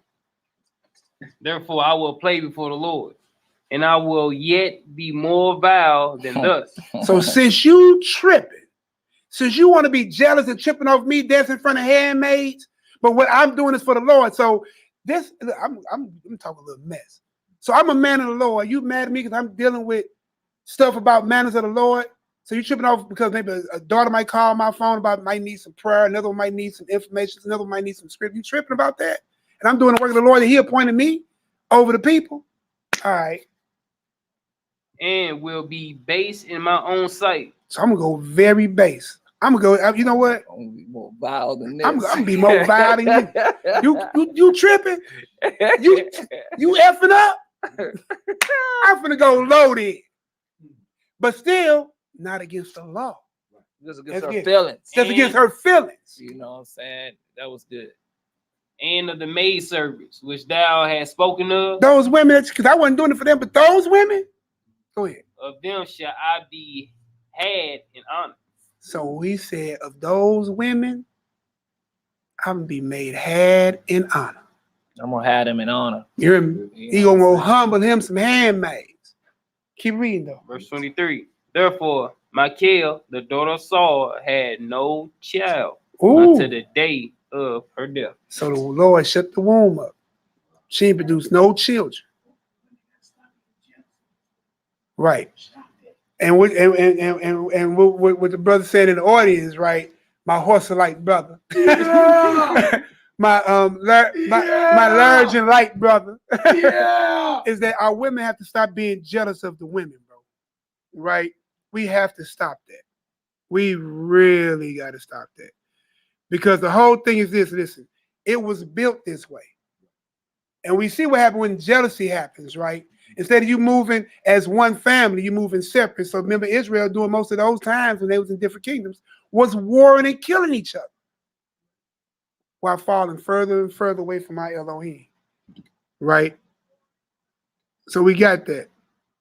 So then give me that Leviticus. Did we do that Leviticus 18? Oh, no. And then somebody give me Leviticus 20 and 13. Because we'll see when the Most High wants you to know that something is a sexual sin or sexually immoral. If you're saying that polygyny, having sex with more than one woman, is sexually immoral or not permissive by the Most High, which ain't nobody proved yet. Anybody put a scripture there where it's illegal to have more than one wife? No. The only thing they probably would say is Adam only had one wife, and that was in the beginning. So in the beginning was not so well. In the beginning, we lost the kingdom beyond that. No doubt. But in the beginning, what I'm saying, we wasn't eating meat. But why you telling me all this? You smacking on some chicken wings right now. You know what I'm saying? So in the beginning, when you eating meat, huh? Yeah. So you was on some natural juices and berries. Yeah, and then also too, more than one wife came before we was permitted to eat meat. You know what I'm saying? He had to tell us that, okay, you can eat this, you can eat this meat, you can eat that meat. But he didn't have to tell us, you know what I'm saying, you can have more than one wife. He didn't have to tell us that. It was already, you know what I'm saying, established already. You know what I'm saying? So it's like, come on now, be for real. Exactly. You know, it wasn't so in the beginning. You know, we wasn't supposed to, okay, when they put that brontosaurus burger down that you eating right now. Because you know what he's saying? Because in the beginning, you weren't supposed to eat meat. Right? But now here it is, you eating meat. You see what I'm saying? Just like in the beginning, it wasn't the multiple wives, but you can have it now. You see what I'm saying? And especially when he made a provision for it. I mean, it was already ordained. What are you going to do? What are you going to do? Right? You know what I'm saying? Because listen, I'm going to tell you another thing too. And again, I'll be theoretical with you. Then we're going to get some more scripts, right? If you are a serial monogamist, right? A person that goes around and have boyfriend, girlfriend, what you think you're doing? You're a polygynist anyway. You know what I'm saying? Like introspectual. You see what I'm saying? You're doing the same thing. You're one man who has a flavor for a lot of different women. Oh, You're doing the same thing. Oh, wait. What about the cheater? The man who goes with his woman. And then his woman, he answered his phone. He came home last night. He said, oh. And then soon as she find out, you was with that bee. And then you be like, I can't help myself. It's built in him. You see what I'm saying? And then when you catch him, guess what happens? This is the part I think that love me. This is what they say in probably 90% of cases. Well, if you wanted another bee, all you had to do was what? Say so. What? I tell you, I wanted another. Now I'm gonna tell you then. Then, even if that ain't said, you get mad at me, you take him back, and he do it again, and you take him back again. Or if you're a monogamous, continue to be married over and over. How many people have more than one wife and a divorce? 2 wives and a divorce. 3 wives. And I'm talking about the legal in America way. Don't get into how the Most High really look at this marriage thing. You probably have been married and divorced, boy. man, for the wrong reasons too. It's like, man, you think about like the Most High, like in general, just like wisdom is compared to a woman, and then love is a woman. Because like in what's this, 1 Corinthians chapter 13. Bring it out. It says here, the whole chapter talking about love, but verse 5 it says, do not behave itself unseemly, seek it not her own. It's not easily provoked, thinking no evil. So it's just like love is compared to a woman. So it's just like the Most High kind of like got multiple wives, which is like spirits, which is love, understanding. Makes sense, bro. Yeah. Makes all the sense in the world when you put it together. Listen, this whole thing is that you're supposed to be moving on one accord. Because when a man becomes one flesh, right? When you look at this one flesh, right? He's becoming one flesh with that wife. Right. You ain't becoming one flesh with that wife, woman. Stop tripping. He's one flesh with the wife. You're not. You're not anatomically built to become one flesh. I'm being rated PG.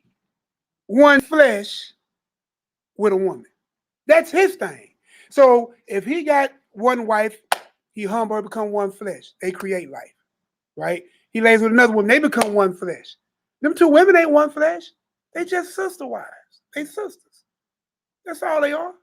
They not intimate because the Most High still ain't letting you bring homosexuality into your bed, bestiality into your bed. That's right. You see what I'm saying? Boy, I remember we had to do that class on that Hebrews 13 and 4. Lord, that's a whole nother talk. Anyway, so look, when you sit here and look at this, and we understand that this is a whole setup. Give me that Leviticus 18. We're gonna go ahead and hit those, and I'm gonna keep going. Leviticus 18 and 22, and then we'll hit that go over a few and hit that 20 and 13, and then we'll hit that quick Titus real quick. He's in his phone watching the chat. Oh, okay. he's over there being a chatter light. No, I'm listening to. So Leviticus 18 and give me 22. And then one of y'all can give me I got Leviticus 20. 20 and 13. 20 and 13 for you. Okay. Leviticus chapter 18, verse 22. Let's get it. Thou shalt not lie with mankind as with womankind. You do you see how simple? Thou shalt not have more than one wife, only stick to one. See how easy that was? Keep going. Give me a little bit more. See what else. It is an abomination. It is a what? Abomination. Come on, man. When God wants you to know something is abomination, he will tell you. Keep going. See what Verse else. 23. Neither shalt thou lie with any beast to defile thyself therewith. Neither shall any woman stand before a beast to lie down thereto. It is confusion. See there? So if he tell you, see how clear he made that? No bestiality. That's right. You see what I'm saying? So when he wants you to know what you can and cannot do, he's going to tell you. He's not going to throw it in the air and be like, they'll figure it out. Because you can't get right with the law in your face. Let alone give you a law you got to figure out. And half of y'all stumble at the shadow. Give me that 20 and 13. I got the 20 and 13. All praises. Give me Romans 1. Leviticus chapter 20, verse 13. 26. And then we probably do 26, 27, and jump down to 32. Or the whole thing. Go ahead, bro. If a man also lie with mankind, as he lieth with the woman, both of them have committed an abomination. There it go again. And mind you, the sexual immoral laws are in where? Everybody who understands Torah, claim to be an Israelite that follows the law, should know if I want to know if I committed a sexual crime against the Most High God, I go into Leviticus 18 and I go into Leviticus 20. And in Leviticus 18 and 20, where the sexual immoral laws are, there is no law that says thou shalt not have more than one wife. So it can't be sexually immoral. Let's get it. They shall surely be put to death. That should be what? Surely be put to death. Let's go back to the beginning of the class. I said, if you believe that polygyny is against God, show the law. And then I came right behind and said, do what? And then show us a judgment. What you just see? They shall surely be put to death, judgment. Their blood shall be upon them. On who? On them. Man, give me one more verse. Let's just see what else. Verse 14. If a man take a wife and her mother, it is wickedness. See that? If a man takes, see how clear that Most High, it's clear. If man takes his mother, it's what? If a man takes a wife and her mother. So you can't be having, you know, brothers, our brothers love that. In this wicked mindset, hey man, I hollered at that girl, man, and her mama gave me some too. Ooh-wee. There are sex flicks out there I heard of. With mothers and daughters. Strike that. So you got that? Give me that Romans 1:26 real quick. And then we're going to hit that 1 Corinthians 6 and 9. I'm going to try to start pulling that up.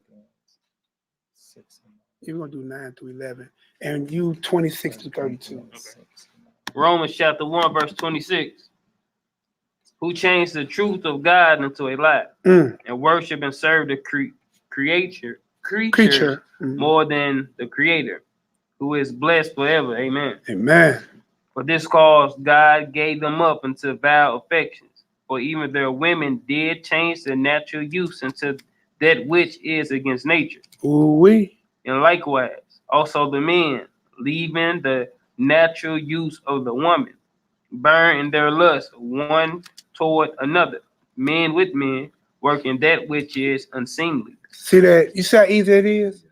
Now, only thing you see Paul is doing is going back and giving you the same understanding that you got out of Leviticus 18 and Leviticus 20.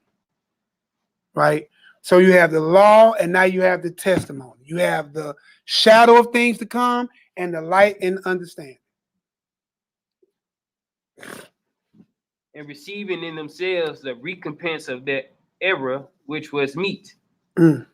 And even as they did not like to retain God in their knowledge, God gave them over to reprobate minds, to do those things which are not convenient, being filled with all unrighteousness, fornication, wickedness, covetousness, maliciousness, full of envy, murder, debate, deceit, malignity, whisperers, backbiters, haters of God, Where you at? despiteful, proud, boasters, inventors of evil things, Inventors of evil things. disobedient to parents. Ain't that usually what happened? And listen about it. When you think about these sexual immoralities and you think about any of this sinful nature, usually you'll find a whole list or legion of spirits or list of wickedness that follows those type of mindsets. And you don't believe me? Just go back and check. Re-examine the situation where you see this happening and watch the relationships. And just, you ain't got to prove it to me. The Bible said it, so I believe it. But prove it to yourself if you need it. Keep going. Without understanding, covenant breakers. Covenant breakers. Because doing this, going against Torah, right? All those things are anti-Torah. That means you're breaking God's covenant that he made with your people, right? That's right. Covenant breakers. Without natural affection, implacable, unmerciful, who knowing the judgment of God, that they which commit such things are worthy of death. So those who commit these covenant breaking things is worthy of what? Death. Yeah. Didn't we read that in Leviticus 18? Mm-hmm. Did we read that in Leviticus 20? Sin.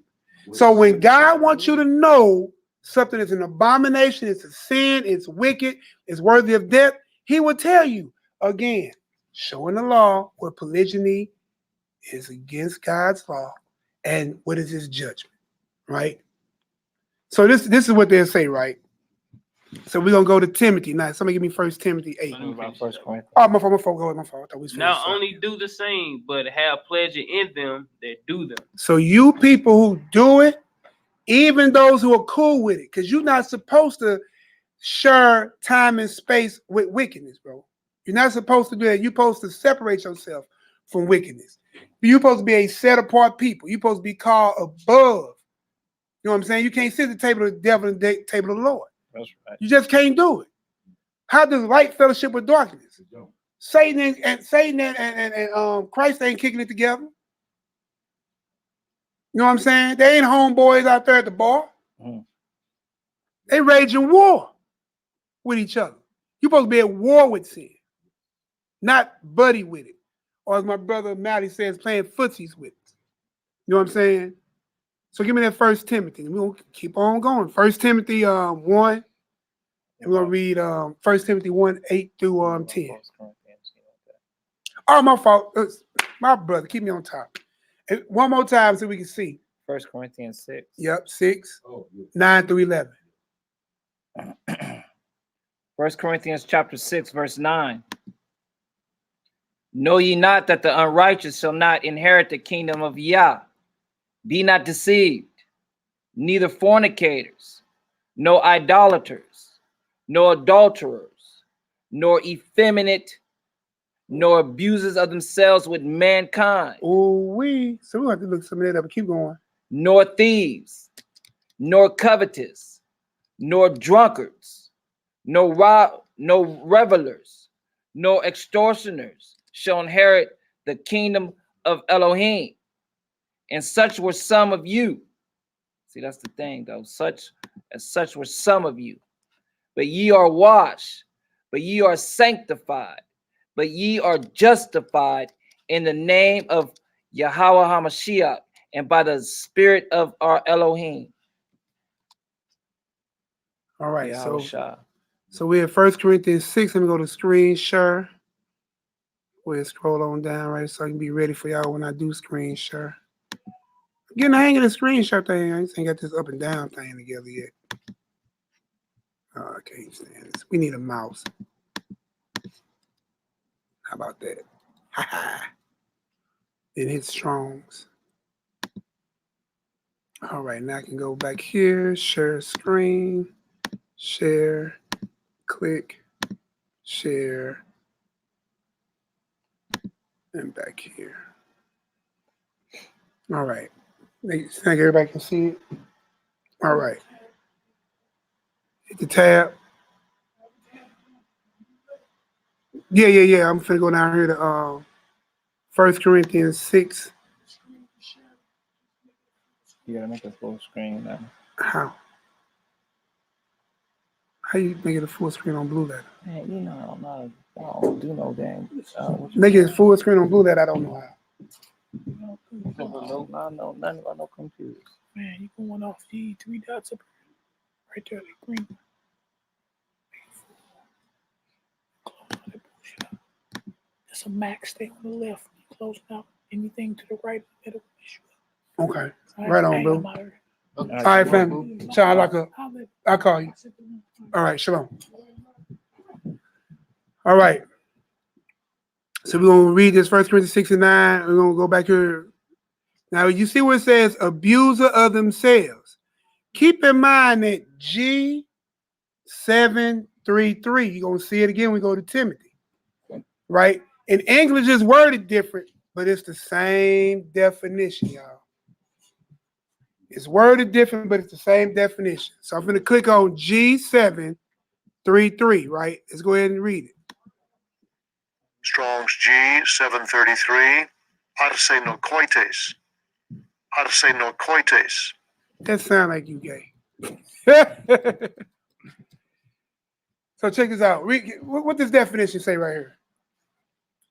One who lies with a male as with a female. Can I make that up? Sodomite, homosexual.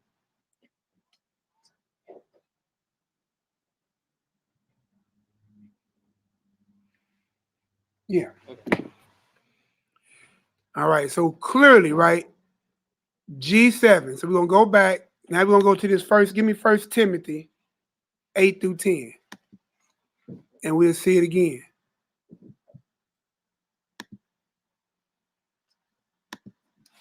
And the only thing I'm doing right now, and I'm taking the long way right, because I just want to make sure we dispel all the myths that you will try to run to, right?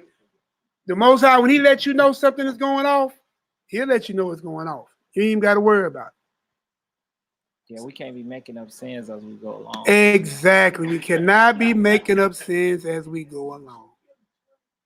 Get out your feelings. Yo. That was our horse-like brother heading up out of here. Yahoo! Like, though, he gonna like, yeah, I can't. All right, we can go ahead and read verse 10 for meeting time's sake. Meeting time's sake. 1 Timothy chapter 1, verse 10. Right?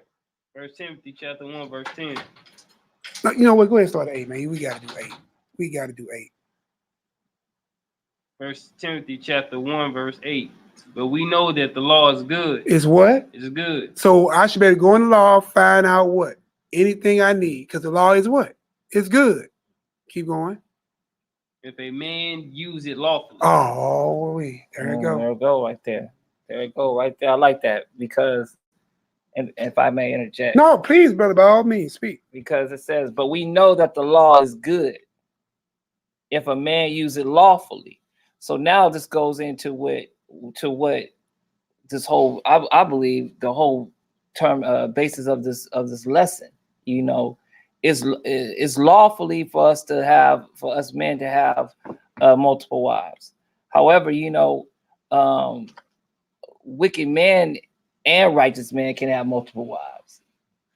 And we hear a lot more of what's went wrong in these multiple situations and stuff like that, more so than we hear the righteousness of it all.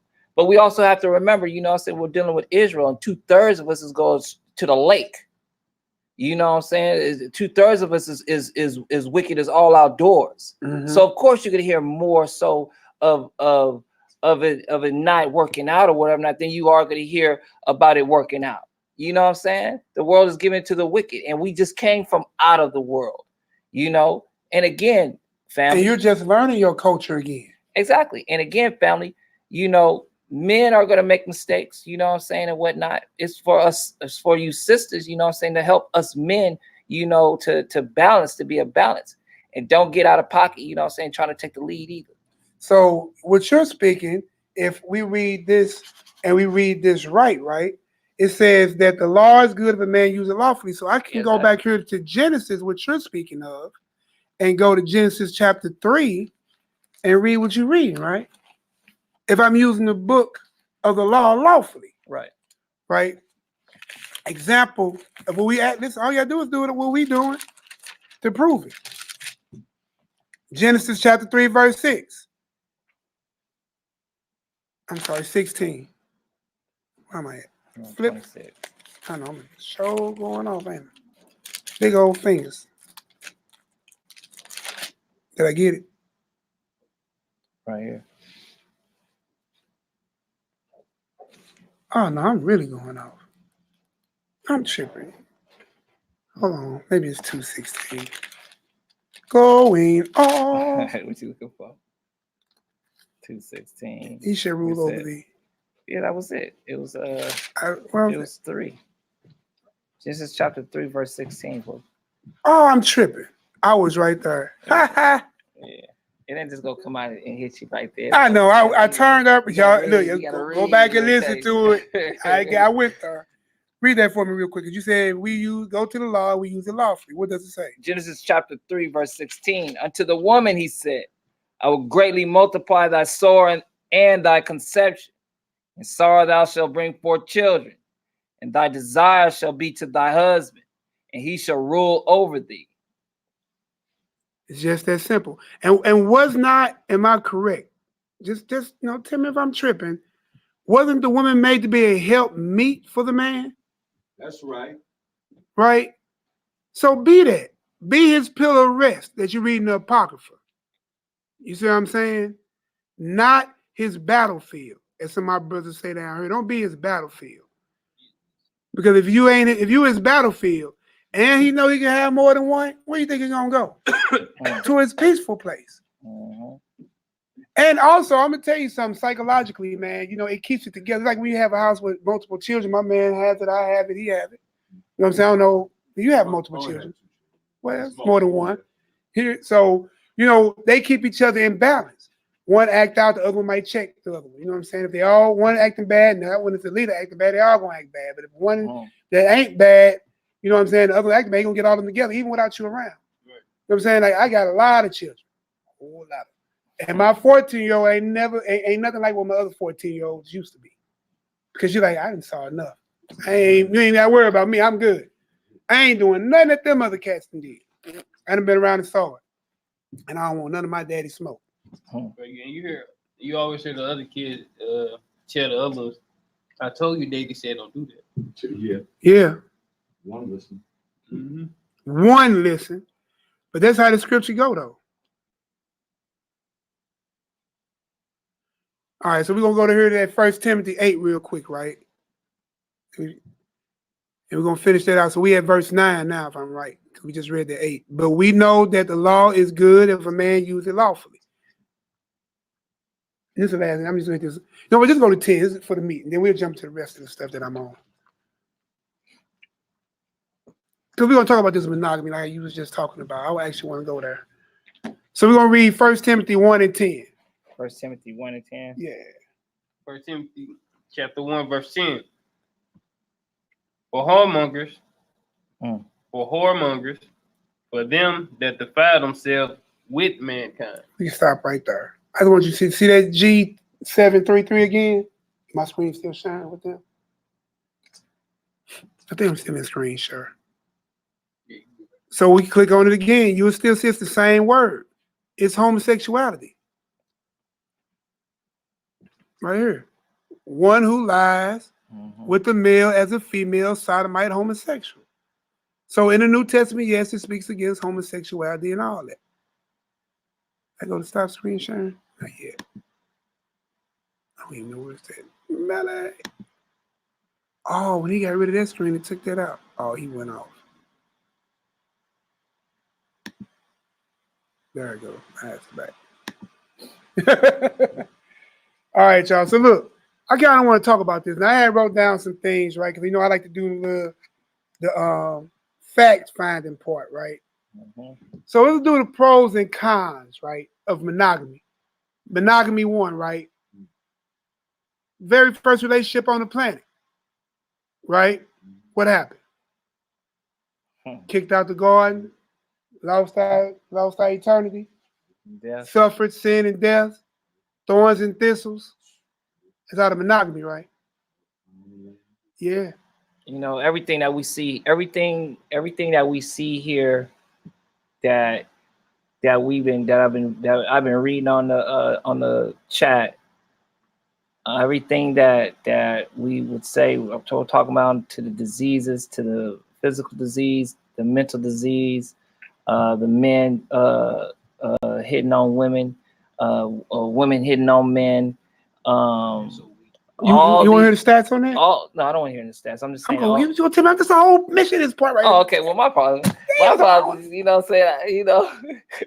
You can see but everything that a brother everything that we see here today happened because under the ban of monogamy. Yeah, you know, under the ban of monogamy, and how we are here today, us Israelites, is under the banner of polygyny. So did I get into Boy, I like how he said that. You see what he's saying? We're here based off of, boy, y'all ready to go home? YAH'KI, excellent point. Listen to what the brother's saying. We are all here in our lowest state because of a monogamous relationship, right? We lost it. The ball was dropped. But us as the children of Israel are here because of the polygynous relationship of Abraham and of Moses, who gave us the law, and of Jacob, who gave birth to the 12 sons, to which forth we all sprout out of. That's right. Right. It's just that simple. And the only thing you're dealing with is your feelings. You and your feelings. But then you tripping out while your man jumping around and doing everything. You do better just to keep yourself chaste and holy, seeking the Most High, and wait for a righteous man to come and deal with you. Because the righteous man is supposed to find you anyway. The man seeketh the wife, right? So let's hear some statistics. The pros of monogamy, right? Yahweh created Adam and Eve. That's a pro, right? Emotional security. It's just you and her. You see what I'm saying? Okay, the kids are driving you crazy, but it's you and her. Another one, financial peace. Because y'all got y'all money thing, you know what I'm saying? You work, she work, right? And if y'all don't want me to run this thing super long, I can go to Proverbs 31 and show you that she was a merchant, right? She was a seller. She was a home person. She got up and cooked before her house to feed her handmaids, right? She was trustworthy. She was loyal. She was beautiful. She knew how to, not only did she buy the property, she worked the property, tilled it, and sold the goods of it. You see what I'm saying? Kept her whole house draped in garments and everything. So this mindset of the man got to provide for them all, there's nowhere of that in scripture. Now, food, yeah. But that's why he has all them children and everybody putting in work, because in Proverbs 31, she's preparing the food. So we got to use this thing in totality of wisdom, right? She's still out working, still out merchants, buying, selling, trading, house ready, house cleaning, producing babies, tending to her man, ain't giving him no trouble. She got food, raiment, and I'm pretty sure the duty of marriage. Come on, man. Y'all make it, and listen, and it's dealing with cohabitation. Abraham did not travel back to Mesopotamia to knock off a woman, then travel over to Egypt to holler at Sarah, and then go all the way over here down to Libya to deal with another woman. No, they was in his camp. Same thing when you dealing with, who was that, Reuben, who went and slept with his stepmother. That's because they was in the same camp. The father in the middle, children and wives around, the workers and the armies or the militaries outside of that. Same way the tabernacle was set up. You see what I'm saying? That's the encampment of Israel. We learned that from early origins. You see what I'm saying? But what you got something? Yeah, I was gonna say that when we speak as men, you know what I'm saying, at times, but we also speak according to the scriptures. Mm-hmm. And when we as men, in regards to our sisters, you know, say get out of your feelings, you know what I'm saying, and stuff like that. Mm-hmm. It's based on, you know what I'm saying, simple facts. It's simple facts. You know, women, you do tend to get in your feelings. You know, you cannot deny that, you know what I'm saying, or anything of that nature. So when we say get out your feelings, we mean get out your own understanding, you know. Man, please bring it out again, man. We mean, you know, get out your own understanding, because your understanding is controlling whatever emotion that happens within inside of a woman. I'm not a woman, so I really don't know. But just being observant or whatever the case may be, and me also being a man. And then you have daughters. Yeah, no doubt. And me being a man, you know, when I hear certain things or whatever the case may be, it tends to either will make me angry, you know, because men get upset quickly, you know, or even possible get in my feelings if I don't agree with something, even though it's smacked me dead in my face or whatever, not. And I was thinking of one way, and I hear the scriptures. There's a battle that happens, and so we as men, we see these battles within our sisters and within our wives and whatnot. So when we say that, it's just basically like get out your feelings, read the scriptures or whatever the case may be, you know what I'm saying, and pray to the Most High to give you that understanding. Again, my brother and us up here, we're not saying that you have to be polygynous. No, we're not. We're not mandating polygyny on nobody. I said earlier, monogamy is not a sin, polygyny is not a sin. What I am doing is putting polygyny on trial, because y'all, or some of y'all, not all of y'all, have made your culture sin. What you have made the words of God sin. You have made the kingdom of God, which is like into 10 virgins, sin. Right. You have made the wives of the Most High, YAH'KI, sin. Because he said he gave them two names, showed that he was using them in parallels to Samaria and Jerusalem, and he called them their possession. You're making your Elohim a sinner. You're making your Messiah a sinner. You're making Abraham a sinner. You're making the lawgiver a sinner. You're making David a sinner. And none of them was put to death for having more than one wife. And you're making Solomon a sinner. Now, he tripped. We're going to read about that in Deuteronomy 17. He tripped because he let them bring their idols into the temple. That's where that went wrong. Not because he had more than one. Go ahead. I got a scripture too. Ecclesiasticus 3:24.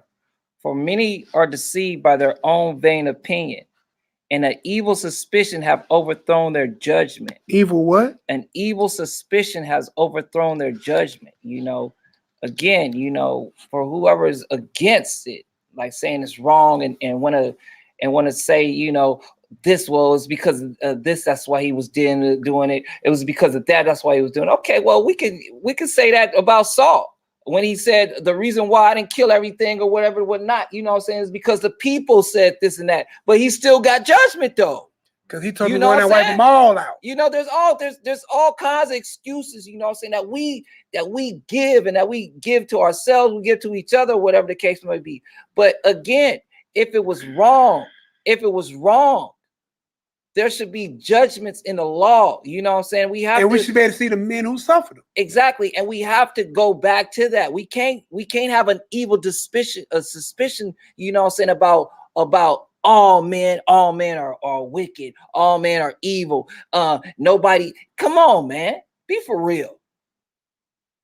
Be for real. Yes, we're all coming up out of a deep slumber that we had. Of course we are. And of course, you know what I'm saying, we go shoot having more than one woman, you know what I'm saying, been in me for since, you know, I can remember even liking girls. You know, I liked her.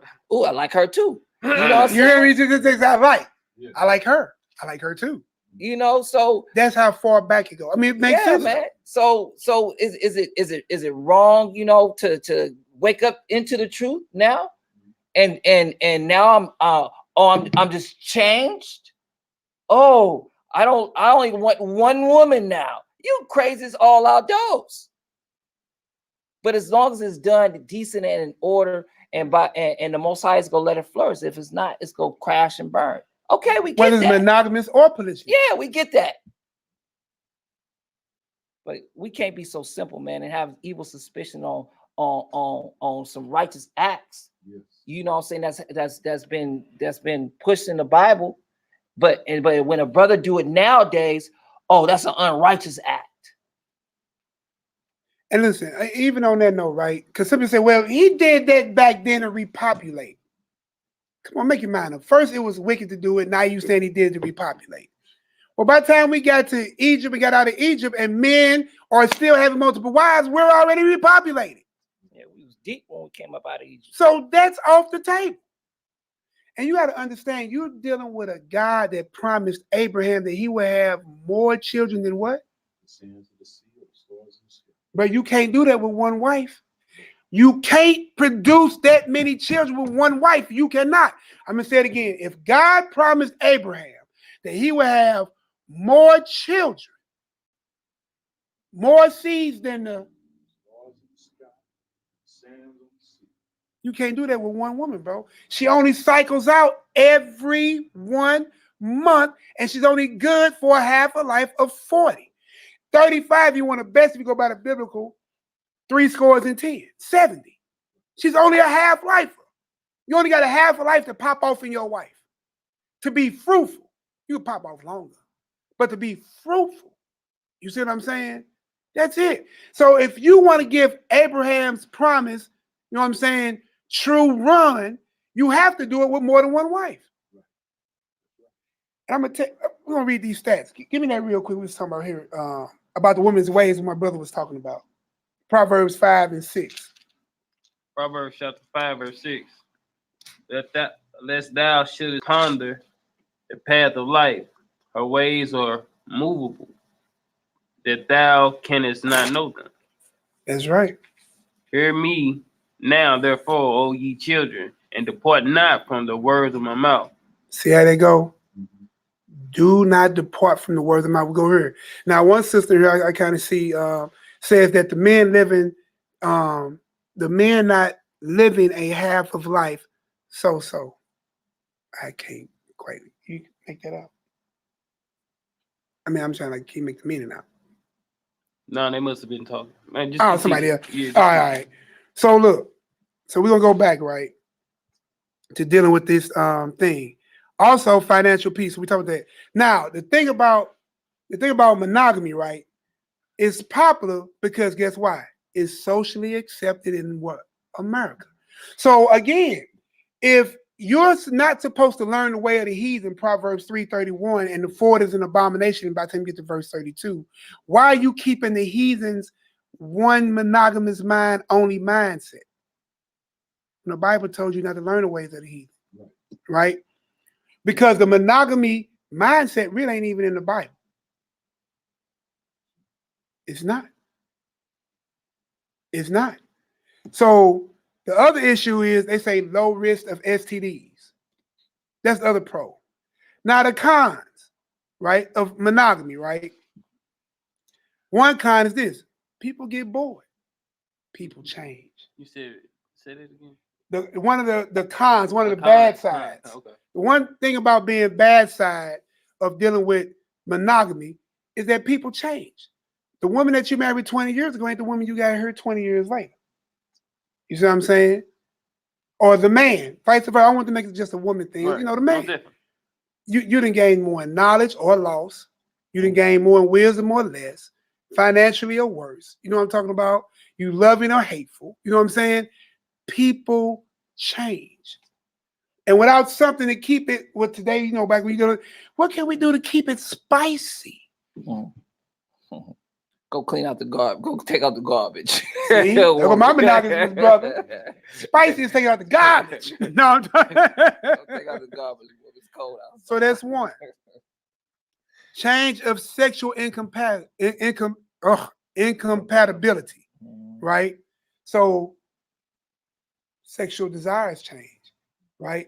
Like if you grew up in an earlier time, oral sex was not a thing. Now oral sex is a thing, but that person might. I was watching that Godfather Harlem. That's that one on Epic with Bumpy Johnson. You got Malcolm in there. The new one. The new one. Yeah, I keep hearing people saying. Yeah, Forrest Whitaker, right? Mm. So there's one scene where the dude with the afro driving the car, he's a Bumpy Johnson, you know, bodyguard. So one driving, the other one talking. He was telling him how he needs to get into the habit. This is back in 19 of starting to have oral sex with the women. He said, if I can't cook it, I ain't eating it. So you see what I'm saying? Sexual inconceived, then what happened? You'll get bored. You'll get bored, right? But we'll get to the other side of it, right? Hips don't change, Doc. You know what I'm saying? But so check this out. Now here go the divorce rate. Now check this out.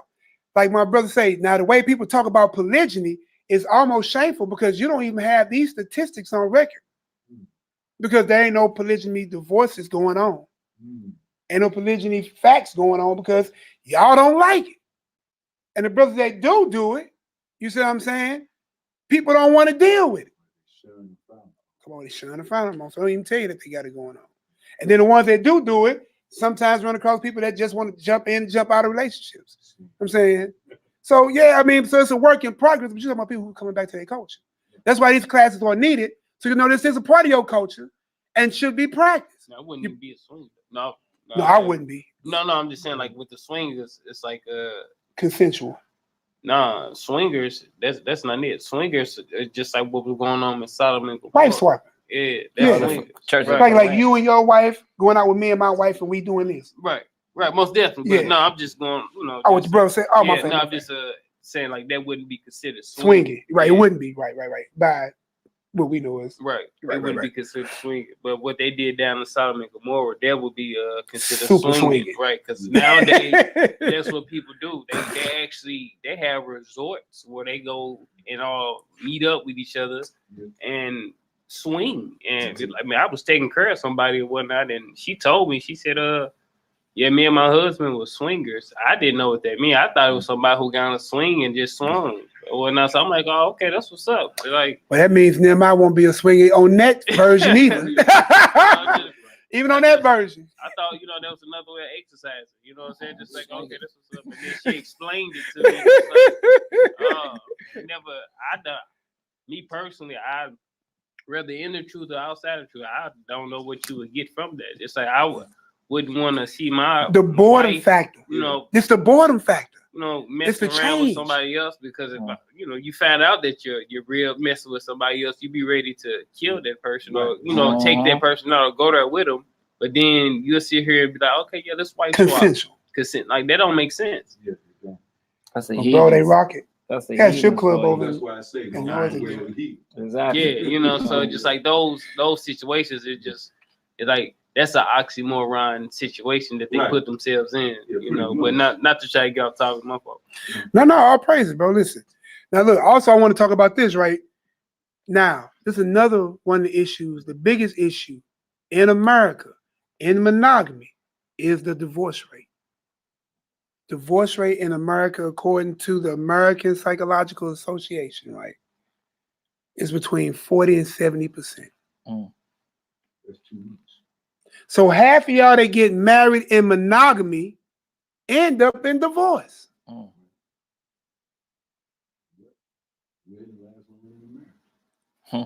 Ceremony. Yeah, swinging is adultery. Show is swinging is adultery. Man, they get it now. Because you laying with another man's wife. Right. And that man is laying with another man's wife. So that's adultery perfect. Regardless of the consensual side. Perfectly adultery. Man, I had went down to the country probably like 2 months ago, and one of the pastors down there, he married people, and I was out there, playing ball with, people in the neighborhood, and he said now they got in they little country, not country, but they little area, where they live in. Now they got it to where the judge will not sign the certificate that people being married or whatnot. They waiting now for 7 days for them to sign it because they saying the divorce rate is so high to where now they like, okay. They want to know them as soon as they get married. They like, look, we not gonna say that anybody is married until after 7 days of y'all being together. Because in 5 days, y'all probably don't want to be with each other and you can just walk away from it. Right, they want to try to find out if they're truly compatible before they do the ceremony and then make a waste of time. So you just crazy. So check this out. This is from the Department of Justice, right? I'm pretty sure you're familiar with these areas, right? It's from the Department of Justice. Just tell me, we got my brother Rodney Hearn. He done dealt in so many areas, in social services and military and all this. So these numbers might sound frighteningly accurate to him. And these are all under the banner of monogamy. This is what I'm saying. This is about people and couples, right? They are having children, not polygamous couples. These are regular couples, right? So let's check these numbers out real quick. There is sexual violence every 73 seconds in the United States against a man and a woman. Not a man and multiple women, a man and a woman, right? Rape and abuse. 11 facts about this, right? 1, approximately 5 children die every day because of a child abuse between the father or the mother. 1 out of 3 girls and 1 out of 5 boys will be sexually abused before they reach the age of 18 under the banner of mother and father. These ain't polygamous relationships. 90% of children abused are victims known by the what? The predators and one of their family members. Like the uncles, you know what I'm saying? In 2012, 82% of child abuse predators were found to be between the age, preparators, if I'm saying that right, preparators, something like that, between the ages of 18 and 44, of which 39.6% were recorded between the ages of 25 and 34. You know what I'm saying? I'm going to put these in the room. You know what I'm saying? But let's do some pros and cons of polygyny, right? So one of the things was emotional stability, right? So when you have, with one of the pros of polygyny, better emotional security. Yeah, you have a sister that you can talk to. You can You know what I'm saying? to where she ain't gonna spill you, she ain't gonna talk about your business, you know what I'm saying, to her homegirl. Yeah, or to the other sisters. You see what I'm saying? You know what I mean? I can just give you an example for me. Like when I was just doing the Feast of Tabernacles with me and both of my wives, right? They talked and kicked it, and shopping, cooking, chilling. You know what I'm talking about? Right. They for me to do whatever I had to do, barbecue, whatever else I had to do around the house. You know what I'm saying? Take trashes out or, fix light bulbs. I did all that stuff. But you see what I'm saying? Yeah. So you have a better emotional security. How about this? How about better financial? Instead of having a his and her income, you got a his, a her, and a her, and a her, and a her income. His and theirs. His and theirs. That's the big one. Just sum it up. Because whatever the number, even if it's more than just 2, at least 3. Isn't 3 incomes better than 2? Absolutely. Right? All right. The next one. It prevents adultery, abuse of love. Why? Because a man ain't want to run out and go sneak with another man's wife and he got 2 or more wives at home. Mm-hmm. Even if one cycles, one usually ain't saying, and then if they, old enough, they cycle out or whatever, you know what I'm saying? He got 2 to go between. Now, I'm just using the basis of 2. If there's more, then really, why am I running out, jumping off, going stupid? When I know I'm a man of the Lord, I can go have that. I be her priest, then become her king, and bring her to the house. Yeah. I don't need to commit adultery. I ain't got to worry about the issues of what? The abundance of love. I got more than abundance. The other plus, helps increase population and maintain ties between families. So you think anybody run up on your family? I got a big family. I got a lot of children. You got a lot of children. When they grow up, they're like, boy, them your real kids. Hey, listen, when them get in trouble, you think they'll run up on his family quick? You see what I'm saying? Like, boy, you got about 7, 8 sisters in that crib. Brothers and sisters. Man, it behooves you not to mess with that family. You see what I'm saying? That was the advantage of the big family. Same thing with Israel. When Israel went off and the Shechemites, he said, man, we finna get all these thousands to come up in here and kill them. He said, man, you know, just 2 of them killed the city. Yeah, you think the other 12 gonna do? And their grandfather just got hurt with his 300. Man, we need to rethink this thing. Because if they God before him, can't nobody be against him. Right there, you was just reading it today. Yep. See what I'm saying? Now here go the cons. There's cons in it, right? So check this out. Cons. Morally wrong in many societies. Not that it's wrong, it's just morally wrong. A man who has more than one wife is shunned upon. Oh man, that nigga, wicked. And the reason why you hear like they have more stories, right, about polygyny is because somehow they're ignoring the bad stories they've been hearing all their life about monogamy. Girl, I know he didn't do you like that. Girl, I know he didn't go upside your head. Girl, he didn't just take your car. Girl, he went in your bank account. Girl, he done slept with your best friend. Girl, he done did all that. Somehow you forgot about that because you heard a man got more than one wife. Oh, no. These men ain't living right. Oh, my God. But it's hypocrisy. You see what I'm saying? They have no understanding. Now another, exactly, no understanding. Now another kind, right? Jealousy. We just talked about that. Now that is a big con with that. These women being jealous. Right? That's why it's important to deal with this as righteous as you can. Don't be the man that lie. Don't be that tiptoe bro. That's what you want, be on that, let that be known. Deal with that. Now it's not required by law. They have to live, you know what I'm saying, in the same bedroom, you know what I'm saying? But they still need to be in the same dwelling. So look, one of my suggestions is give 4 family flat. Put one there, you go here, put one there, rent the other one out and pay the bill. If you got more than that, get you a multi-family unit. Put them all there. You all in one dwelling. If not, go do your pass the Dowell thing. Shout out to my boy Straightway. Do pass that, go build your own community. Do it that way. But don't say it can't be done because it can be. All right, so yeah. It's being done. It's being done. Boy, I like how you say it's because Dowell got 3 wives and Straightway. So shout out to my brother again. So now here it is. Now the big issue right here is like divorce. And the reason why divorce, if you're if you're polygynous and it's rightfully done and you're rightfully being divorced. Mine, this usually don't happen because it's not on record as legal polygyny. So you catch what I'm saying? But I still want to be fair across the board and call it a con. Because when you divorce and you got multiple wives and multiple children, now you have the contributions of labor changes. How things are getting done change. If this part of your family leaves and that child leaves, then who covers that labor? You see what I'm saying? That's actually a con. Contributions of real estate and assets. That's a big issue. Because now with me, with the wisdom that I have, this is what I would tell you. You know what I'm saying? Shalom, wife. My wife just popped in. Shalom, love. Soraya.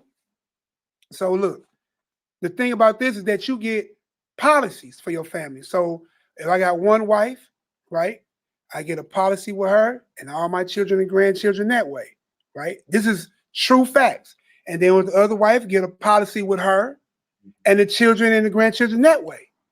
And then you won't have to deal with this contribution of real estate and assets. You build that way. Would you build with this wife? You build with that, you know what I'm saying? Like the car I have signed for this wife ain't the same car I got signed with this wife. That's your car, this is my car. You know what I'm saying? It's still all of our car. We all drive, you know what I'm saying? But as far as just the asset factor, you know what I'm saying? But I'm going to tell you another thing. I don't hold nothing tight in this country. If you can't walk away from it, you too attached to it. Mm-hmm. If you can't walk away from it, you too attached to it. You hear me? Another kind.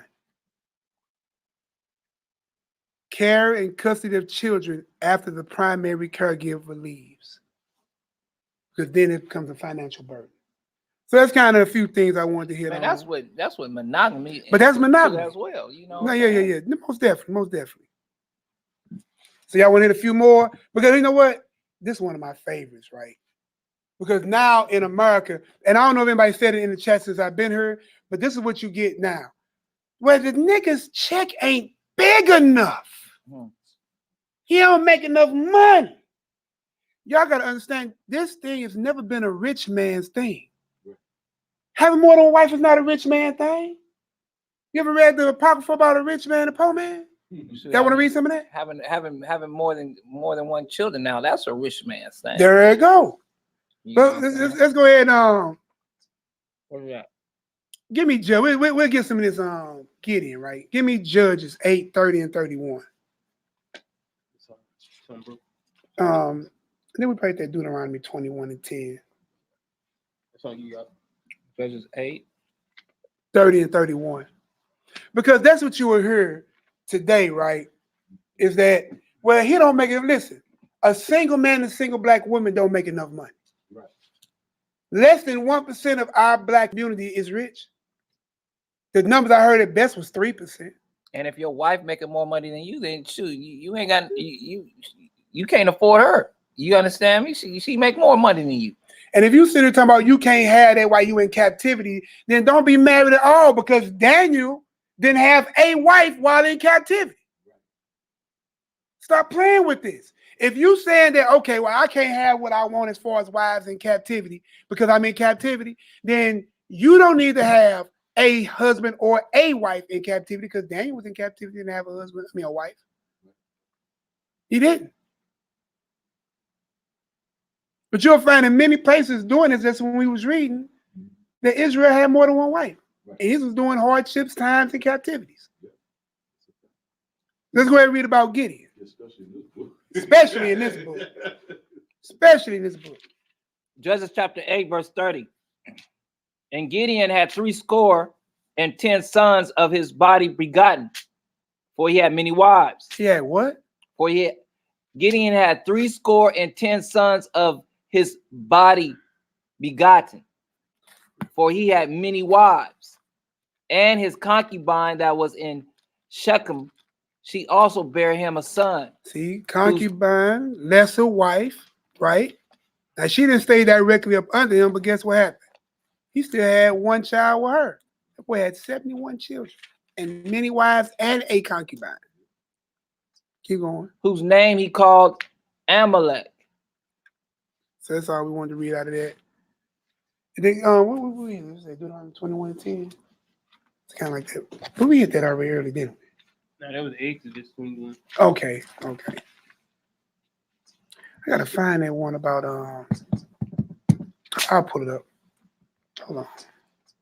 You got to read that for me real quick. See where I was going. Deuteronomy chapter 21, verse 10. When thou goest forth to war against thy enemies, and the Lord thy God have delivered them into thy hands, and thou hast taken them captive, and seest among the captives a beautiful woman, and hast a desire unto her. Oh, so now we deal with desire. Well, he just want her for lust. That's what lust is, a strong desire, right? So look, my whole thing is, where was he wrong? What was he wrong for desiring his wife? Shouldn't you have, don't you have to kind of have a desire? You dang right. Before you take a wife?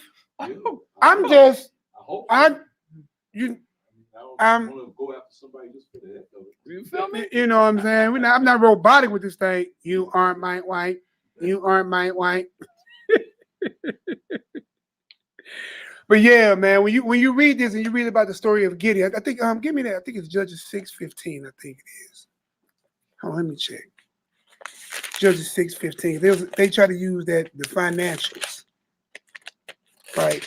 And then well, in the scriptures in the New Testament, it says, what does it say? I'm paraphrasing it. If you cannot take care of your wives, Word for the infidel. What's the word that they use? The infidel. Provide. Right. There's a word provide. The word provide in there doesn't even mean money. You know what I'm saying? It talks about different things. You know, the scriptures wasn't written from an English perspective. It wasn't written, you know, from a westernized mindset. But we grew up in a westernized mindset. We understand English, you know, and just reading it on just off the base, like it's a story.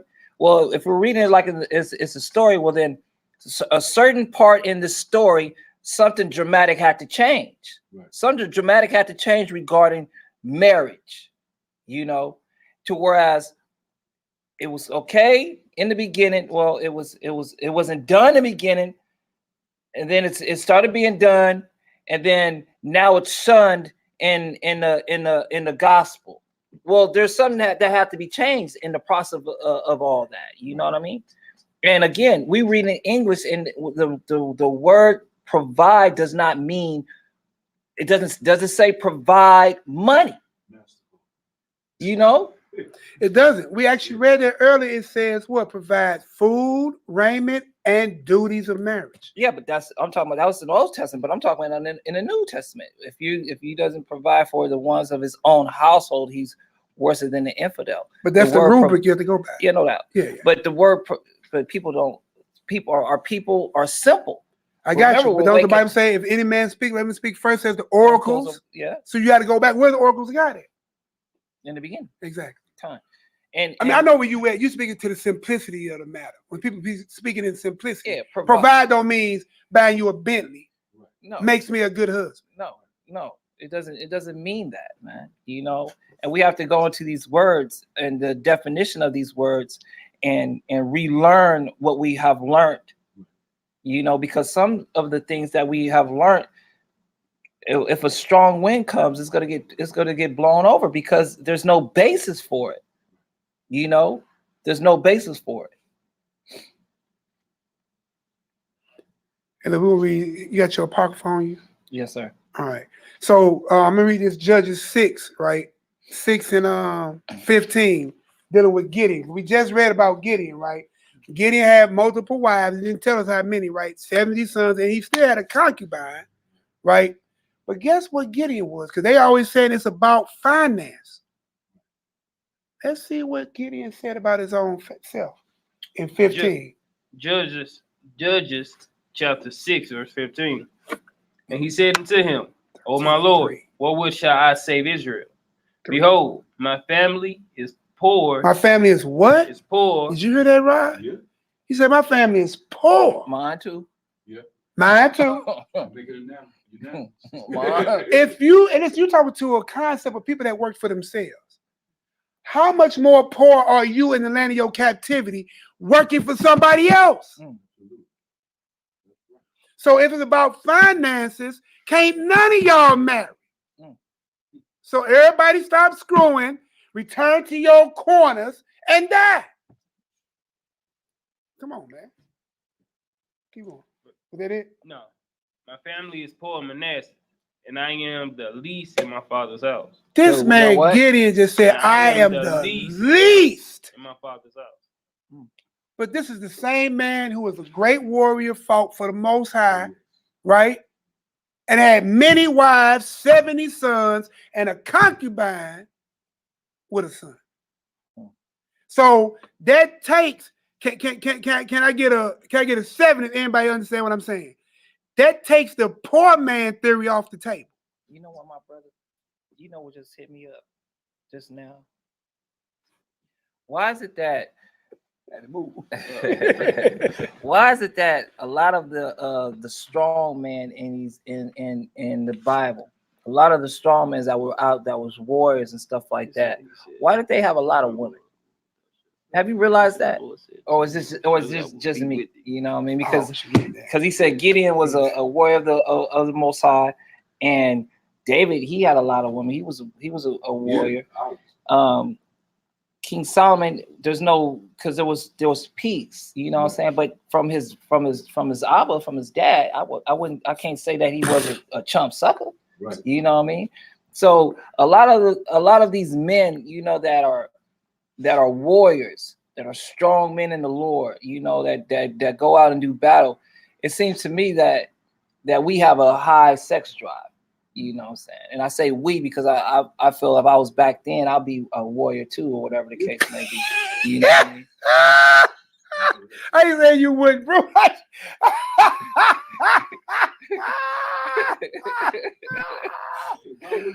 I ain't said, hey man, look, it was just funny. I can't tell you why it was funny. He said, I just believe I would have been a warrior too. I don't doubt it. There's not nothing bad about my brother. It was just funny. He said, I would have been a warrior too. He just told you got a high sex drive. That's what he just basically told us. He just told us that he took the long way around to say he's got that high hump. He's a humper-like. But as you haven't met many children, and I know my brother too, because he ever since I known him, his wife been knocked up every year. I'm saying with two of the most reproductive Israelites in Israel. He like outside of myself every year. And about the 2 to 3 witnesses.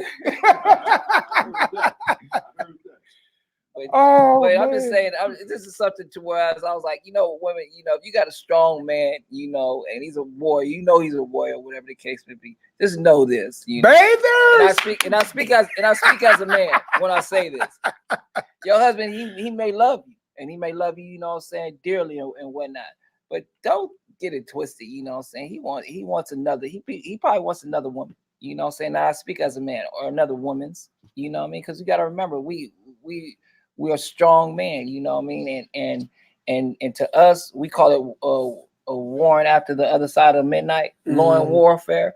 We enjoy that, you know what I'm saying. And yes, sometimes I do want a baby to come from that, you know what I'm saying. Yeah, automatically. You know, babies are a byproduct of sex. Of course, it's just what it is. You know, and I don't do little abortions. I don't believe in contraceptives. You know, hey, go get yourself checked out. Go get your studies, share your test results, be forthcoming, be honest. You know what I'm saying? Would jealousy happen? Yeah. You got children that live together. We have multiple children, right? Right. They get jealous of each other sometimes. Yep. That don't mean they don't love each other. That don't mean they don't get along. And that don't mean they don't stand there and do things for each other, fight for each other, help each other. You know what I'm saying? And will live, die, and share space with each other. Right. Well, do they get jealous and mad and fall off? Yes. You do that in a monogamous relationship. So stop letting these strong mans be the reason why you saying polygyny is wrong. When you do the same thing in monogamy, even worse. Right? But I'm dealing with this rich man issue right here. So read this 15 for me again about Gideon, and then we're going to go back to that one you just read about Gideon. The Judges. Judges chapter 6. You was in 8, right? I think so, yeah. Judges chapter 6, verse 15 and 16. And he said unto him, O my Lord, wherewith shall I save Israel? Behold, my family is poor in Manasseh, and I am the least in my father's house. 8. And the Lord said unto him, surely I will be with thee. What do you say? Surely I will be with thee. Now, y'all just heard Gideon just tell all of us that I am poor and I am the least in my father's house. But he just had affirmation from our Elohim. Don't worry about none of that, brother. What do you say? Surely I will be with thee. Maybe. Surely I will be with thee. I'll get around to it. Surely I will be with thee. Surely I will be with thee. Because the Bible says whether man rich or poor, if his heart is toward God, that woman will be happy with him. See, y'all only happy with a man because he got a lot of money. But then we're going to read about when he got a lot of money. But then you get mad when that money gets to his head and he going to jump on something else. You get mad when he got a lot of money, he'll come home because he's making all that money. You mad he got a lot of money? Ooh-wee. Yes, baby. So right, stay focused. I think Judy said was they don't want no worry, they want a pet. Sit down and roll over. Hey, listen, you know what? Just real, you know, to land back off what my brother Judy said, that actually really burns me. I went through a divorce because of that, and I find it a lot dealing with not just our women. I'm speaking from becoming a man, but speaking from relationships.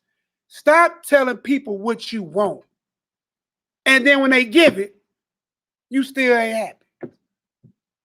I want a man take care of everything. He take care of everything. You sit at home, and you say you get bored. I want a righteous man in the Lord. You're a righteous man in the Lord. You get bored. You know what I'm saying? Yeah. And then you go jump off on something else. You see what I'm saying? I hate that. Yeah. You tell me what you want, I give you what you want, and then you find something else to argue about. Oh. It's a sinking hole. It's like my father told me. He said, one thing I can tell you, you can't make everybody. For you to stay unhappy, it's for you to try to make everybody happy. Come on, man. I don't need their countenance. You see what I'm saying? We're gonna read about this. You got that Ecclesiastes 13. I got that Judges 8. And we'll read that Judges 8. So we know he was poor, the least in his house, and his God, our God, said, "Don't even worry about it. I'm with thee." And Gideon had 70 sons of his body begotten, for he had many wives. This poor man, who was least in his father's house, had 70 sons. Can he do that with a woman who only got a half a life of 35 to 40 years? He couldn't do it. See, that's how you know. And then his God was with him. If polygyny was against God, why did God just say he'll be with him? If polygyny is against God, why did God say, don't worry, I will be with you, even though you're poor and least in your father's house? And gave you many wives. I gave you 70 sons. So at bare minimum, if one woman has a birth natural life, again, we're going, 7, 3 scores and 10s is what they gave man, right? 70 years. Take half of that, right? So 3 scores and 10s is 70. Take half of that's 35. Then you got 15 years you're dealing with puberty. That's, you know what I'm saying? So you bring it down to 20, right? That's about right. Start having children. See what I'm saying? So you rock that all the way out. But she's not having children all the way up till she dead. So you got to stop at about 45 again. So you only got, what, 5 years? Come on, man. You can't make 70 children with one woman. You cannot make 70 children with one woman. And that same man who did that, who was the poorest man, least in his father's house, was favored by God. That's all I'm saying. I can't make this up. So what you wind up finding out is that you actually hate the Bible and the words written therein, not me. Because your God didn't condemn it. Why you? Who is you above your God? Give me some of that 13. Start at verse 3 and then we're going to jump down to 18. Ecclesiasticus 13. So hold on, y'all. We in Sirach, chapter 13. I would say read the whole chapter. We're going to do 3. And we're going to jump down to 18. And I ain't figured out where we're going out yet. Shalom is thou, Bayana and Papi. Shalom, what's going on, Matt? We had Ecclesiasticus in the Apocrypha, Sirach. We're going to chapter 13. We're going to start at verse 3. So listen, because this mindset is a very big thing too in Israel. Well, he got to be rich in order for him to have more than one wife. This was not a rich man's game. We just saw a poor man who was at least in his father's house. So let's read about this. If this rich is this most favorable thing, you know what?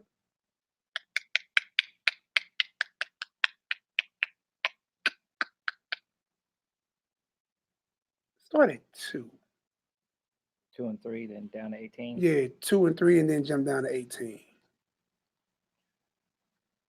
Ecclesiasticus chapter 13, verse 2. Burden not thyself above thy power while thou livest. So he's saying, stay in your lane. Rich or poor, stay in your lane. And have no fellowship with one that is mightier and richer than thyself. That is mightier than who? And richer than thyself. Why? For how? Keep going. For how agree the kettle and the earthen pot together? You know what he's talking about? A kettle is a pot made out of iron. An earthen pot is a clay pot, or what you would call a vase. No. You know what I'm saying? What would they have with each other? You can't cook them the same. You can't use them the same. And if you throw one against, keep reading it, tell you. For if one be smitten against the other, it shall be broken. If you throw that metal pot, that kettle against that earthly clay pot, what's going to happen? Same thing about rich and poor. Especially if you're a poor woman, stop screaming for a rich man. The Bible just said, stay in your lane. Stay in your lane. Now verse 3. The rich man have done wrong, and yet he threatened withal. The poor is wronged, and he must entreat also. So the one who is rich, right, he ain't tripping off nothing. Threatened withal what? Without nothing. The poor, he's wrong. And not only is he wrong, he got to entreat it. He got to deal with it. Just deal with it. Come on, man. Go down to 18. Verse 18. What agreement is there between the hyena and a dog? And what peace between the rich and the poor? So all you poor, so-called African women who claim to be conscious Israelite daughters of Zion, running around here poor, screaming a man got to be rich. The Bible says the difference between you and a rich person, same as a hyena and a dog. They both got 4 legs, ears, canines, live birth, puppies. But the hyena gonna eat the dog. You know what I'm talking about? But there's a difference. The hyena will eat the dog. And listen, always remember when you go back to Matthew 19, it tells you that the rich man, how is his war going to be when he's trying to get through the eye of the needle? Says that a rich man can't even get through the eye of a needle. You see what I'm saying? Yeah. So while you run here trying to say, well, you got to be rich. That's why the Bible says, I know thy poverty. Now, listen, you in the land of your captivity. How do it sound like you trying to be rich? When the rich population of the so-called Negro in this country is less than 5%. You're 95% failing. So since you're at 95% failure, don't marry, don't reproduce, don't sex, don't be monogamous or polygynous. Be Daniel and have nothing. Return to your corners and die. Bro, y'all ain't making no sense. See what it is? Your European mind is kicking in. Do you know if you practice polygyny, and I'm not forcing this down nobody's throat, right? If you practice polygyny, right, and I mean righteously practice polygyny, right, then do you know that within 2 generations, because the heathen, according to the census, are dying out fast and they reproduce. Yeah. So in 2 generations, you can take over this thing. You'll have more voting power, more fighting power, more land power, more governmental power. Guess what? You have access to more resources, right? Because you are in control. But now you let them teach you pro-choice, Planned Parenthood.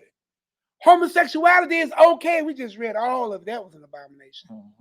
That's why you understand a video earlier about the LGBT from Irritated Genie. Shout out to my brother. That's his platform, right? You're in a very dangerous place now. You're in a place where you let your enemy now just dictate your education. Then he dictates your income. Then he dictates your government. Now he dictates your reproduction. Reproduce, go ahead and kill it. But how about if you don't even like that man, like the same sex, and make that the norm? And we'll give you some perks. Now you can't even reproduce. Now they found almost a perfect way to kill you. The one thing about anything like Irritated Genie says, listen, no matter what they put us through and what we had to live through, the black man always found himself back with the black woman.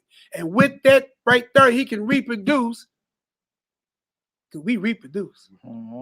And we can come up out of this thing. But now you done took the mindset of the black man being with the black woman and pushed this black man with the black man, because you're Eurocentric mind, and the black woman with the black woman, or His check ain't big enough. I make more than him. Girl, my staff. I remember Steve Harvey had a little thing. They had these rich women that was all around. And wonder why they couldn't find nobody. And they was all past their years. That was in Atlanta. Yeah. You see what I'm talking about? You have these people set y'all up and down so y'all can't reproduce and take over. You have the power to rise above this nation and win. You do. You do. All you gotta do is obey your God, get out your feelings, go by these scripts, and you got it. You win. And then listen, and you haven't fulfilled the promise made to Abraham that the stars and the seed and the children you have will be more than the stars and the sands in the sea. You haven't fulfilled prophecy. Go ahead and finish that Ecclesiastes. We had what, 13? We had 19 now. Ecclesiastes chapter 13 and 19. As the wild ass is the lion's prey in the wilderness. Is it who? Is the wild's prey in the wilderness. We. So does rich eat up the poor. You see that? So why everybody running around here talking about he got to be rich? When the rich devours the poor, the rich man can't even get through the eye of the needle. It'd be easy for a camel to get through the eye of a needle than a rich man. Now, you wouldn't be a poor man it's still more. In totality, right? If you had the wealth of what? It's like this. The Mexicans figured out.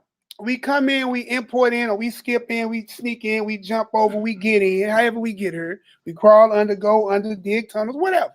We here. We're going to live in one house, combine our incomes, right? If I find a job, I'm going to make sure you get into that job. You'll find out how these jobs are now more Indonesian people than all other people that used to work there. Because once they get in, they bring all their people in. All these jobs that's Mexican dominated, right?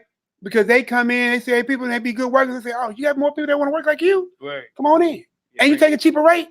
Come on in. Bring them all. And they'll take that cheaper rate. You know why? You can pay me less. Why? I'm going to go into a house that got more of this less income, which makes it a what? Big income. They'll hop in one car and all try to work together. Then they get a big tax break because they're dissidents. They're coming from another country. Come on, man. So they're political, prisoners or something. They're escaping something. So they have pity on them and they bring them on in. They give them more stuff. Shalom, Simply J. Yeah, man. It's a Mexicans that live on my street, and it's crazy because of the street. They call it Mexican City on my street. Well, how about in the middle of it? It's all nothing but Mexicans, and the people down the street by my career, they call it Mexican City. And just like, man, if you look at all them, they got like 4 different cars or whatnot, but they straight be all piled up in it, like piled up in the cars and everything, and they just be super happy and bro, they figured it out. Just like, look, one thing I thought that's what we need to do. Right in this neighborhood, right here, right. I've been living here for a while. We got a factory right here on Schweitzer called Louisiana. They make frozen ravioli and stuff like that. But what a lot of people don't understand is the majority of those people that work there live in Bevo neighborhood because they all about wow. So they travel from Bevo all the way over here. All the way from the south side to the north side. All right. Now you walk in there, you're gonna see some melanin. I don't think so. Come on, man. And listen, and we actually allow that to happen. Right. And it's in our neighborhood. I mean, but you ain't got access to it. Right. Oh, you go there, they look at you like you got 3 years. Now, how about and if you can't speak the language either? Oh, you don't even know when they talking real bad about you. You know what I'm saying? Now imagine this. Imagine if this man, right, had his household, whatever, in the wealth that he was building, right? Say they was producing crops, clothes, because they don't even produce a toothpick. But look at these polygamous communities that's actually practicing, like the Amish, the Mormons, these people who took your culture, your Bible, read your stuff, and practice it. And they selling woods and furnitures, and you go into a store, you see Amish furniture. This is made by Amish people. Your whole skill sets. Your people are carpenters, husbandmen, builders.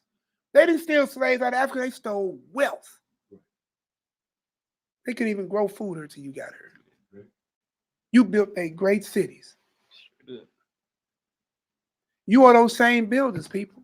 But you've been taught to separate. Even more, you're taught not to unite with your families. You even taught more to simplify your families. How about get back to God's way? It'll come together. It'll grow. It'll prosper. And like you said, what God said in verse 16, You Are said we I'll all be for- with you. I'll be with you. Don't worry about it. I got you. I'll be with you. All right, go ahead. Where we at? Verse 19. Verse 19. As the wild ass is the lion's prey in the wilderness, so the rich eat up the poor. Verse 20. As the proud hate humility, so does the rich abhor the poor. Why are we still trying to deal with richness?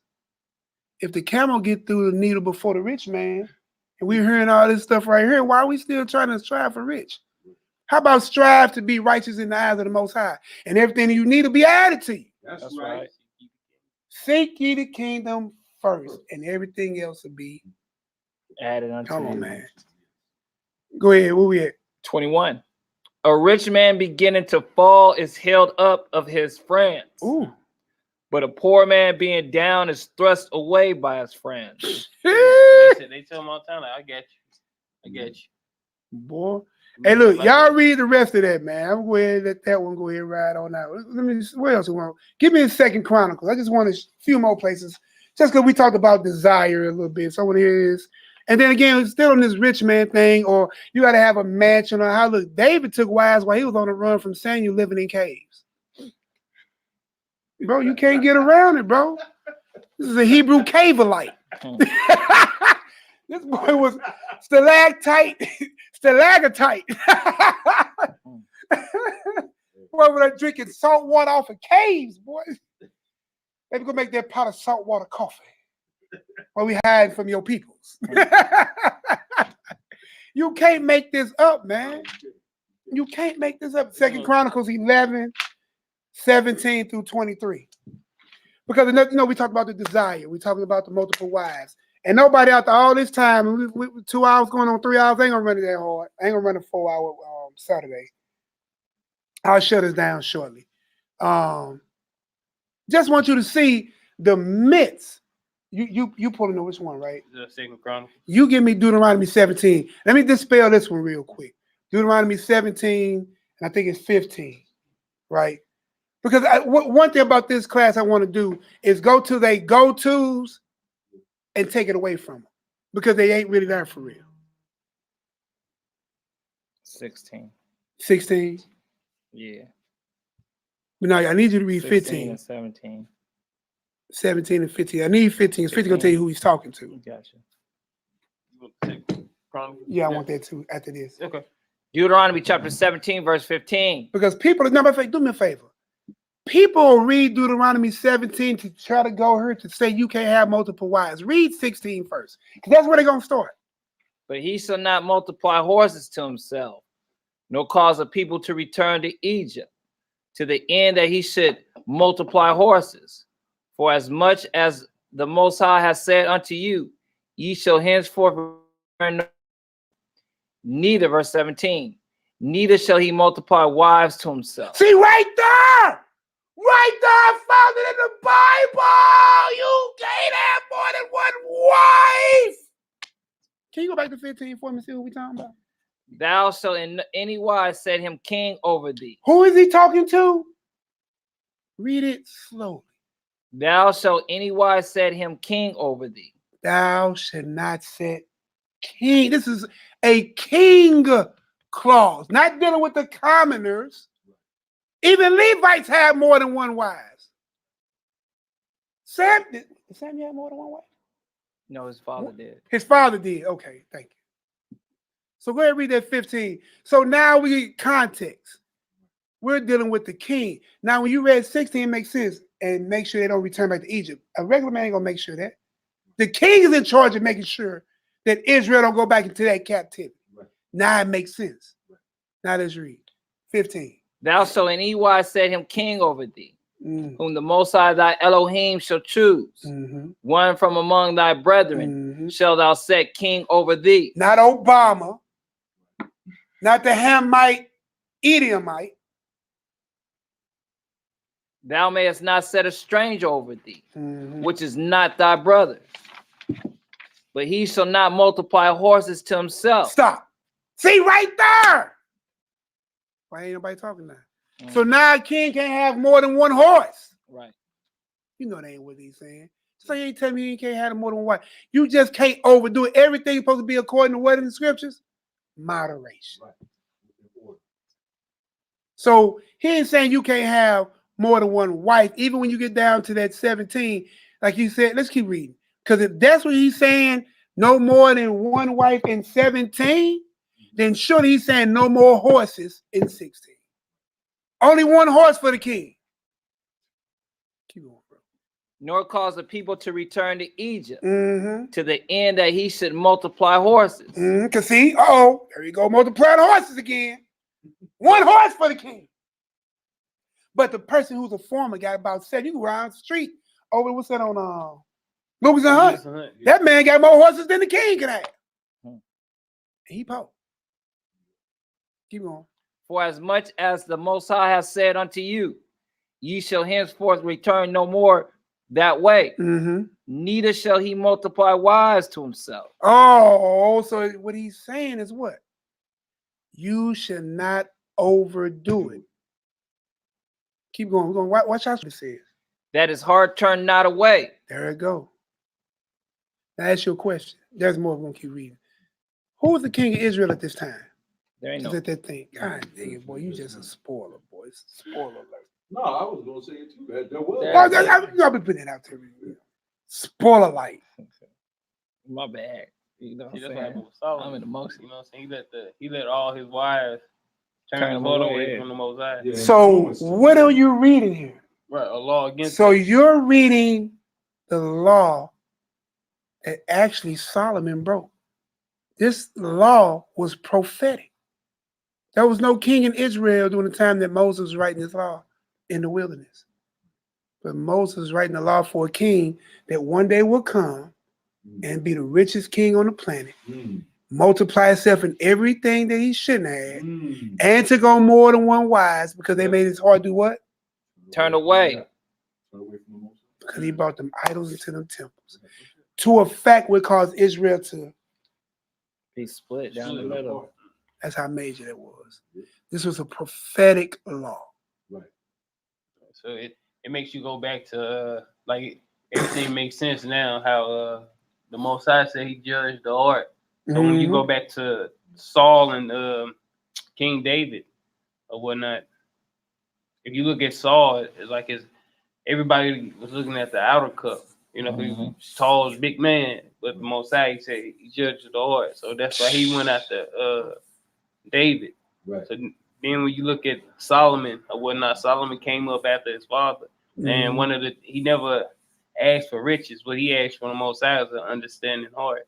And so since the Most High gave him that, gave him a mind that he could understand, then he turned around and multiplied wives, and then they took his understanding away from his mind, away from the Most High. So it's like he asked for an understanding heart, and then Most High gave it to him, and then he turned around and let his wives, turn this sort of away from the Most High. So Turn his mind, turn his mind, his heart. Right. It's prophetic. And again, that's what happens, saying how these women, these women are our sisters are very important in all of this. Mm-hmm. But let's never forget that he went with strange. Yeah, no doubt. That too. Yeah, if there had been Hebrews, who knows, it probably wouldn't have happened. Right, because they would have been bringing idols, hopefully. Hopefully. No, that cannot be so, because again, we read all through the scriptures, we went whoring against that's why I said hopefully. Hopefully. And 700 Israelite women. You ain't gonna 300 catch concubines. at 300 concubines. You ain't gonna catch 700 holy Israelites women. What you mean? They all got hoes. You know what I'm saying? But what I was saying is that the women, our sisters, they're very important. You know what I'm saying, to all this. Our sisters, especially in a polygynous relationship, the sisters, they have to be on one accord with their husband and on the same vibration to make the house run as he wants it run. You know what I mean? These sisters, they need to, like what we That's right, what you was talking about earlier about being jealous and stuff like that, or whatever the case may be. When you go to a job and you're working at that job or whatever the case may be, and another person comes in that job, gets hired or whatever. Now you've been at that job for what, 5 to 10 years or whatever, you know what I'm saying? And now another person is coming into the job, and your boss tells you, whatever your name is, girl, whatever, you know, teach this other woman, you know, or this other man to do this job. Are you going to be reluctant to teach this person to do the job, or are you going to, because of your personal bias? Or are you gonna, you know, be fearful? Oh, this person's gonna take my job or whatever. Not, no. You teach this person your job that you was doing. You get promoted up to do another job, and that's how these women should have that mindset. You know what I'm saying? Because if they're at work and their boss tells you to teach this person, you know what I'm saying, what you're doing, you're gonna say yes, sir, with a smile on your face. Right. You can. Although you're gonna be circumspect. Right. You might be circumspect, but to have that mindset, like, I'm not gonna teach this person nothing or whatever, not, you ain't gonna do that at your job. Right, because now you're gonna jeopardize yourself. Yeah, and you jeopardizing yourself, not perhaps, but you jeopardizing yourself. You know what I'm saying? If a man brings a woman, you know what I'm saying, to the household or whatever night, and he tells you, you know what I'm saying, the teacher, you ain't gonna be all screw faced to her or whatever the case may be, trying to dog her out, Right. Tell her up is down and down is up. No. Come on down, Watchman. You know, so nah. But sorry about that. Go ahead. No. I was just calling that watch. I apologize. I want to speak to that jealousy real quick. I got my pocket for somebody put in Sirach 26:6. You see what I'm saying?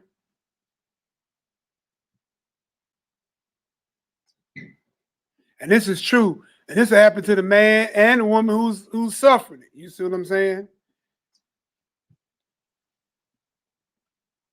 Y'all give me a 1 if y'all there. I think we there. And I appreciate it. Told everybody for all y'all who gave y'all arms. I know we've been gone for about a week and a half, you know, with the feast and everything. So definitely appreciate all the arms and support that y'all give. Definitely needed in this hour.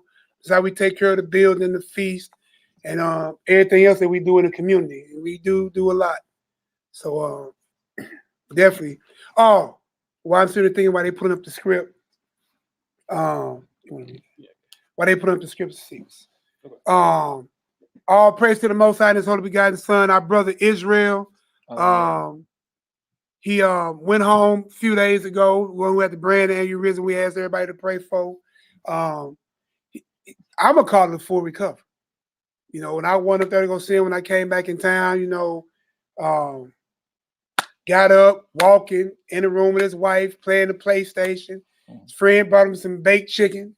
Children up in there, you know, we in there chilling. Me, Rock, Deuel, Abdiel was there, and man, the brother was doing good. He was the only one on his floor with a green coat, which means he was able to walk without assistance. Walking, voice is still a little weak. Eye vision, peripheral, he said was a little weak. But maybe he up and he walking, he home. So continue prayers, man.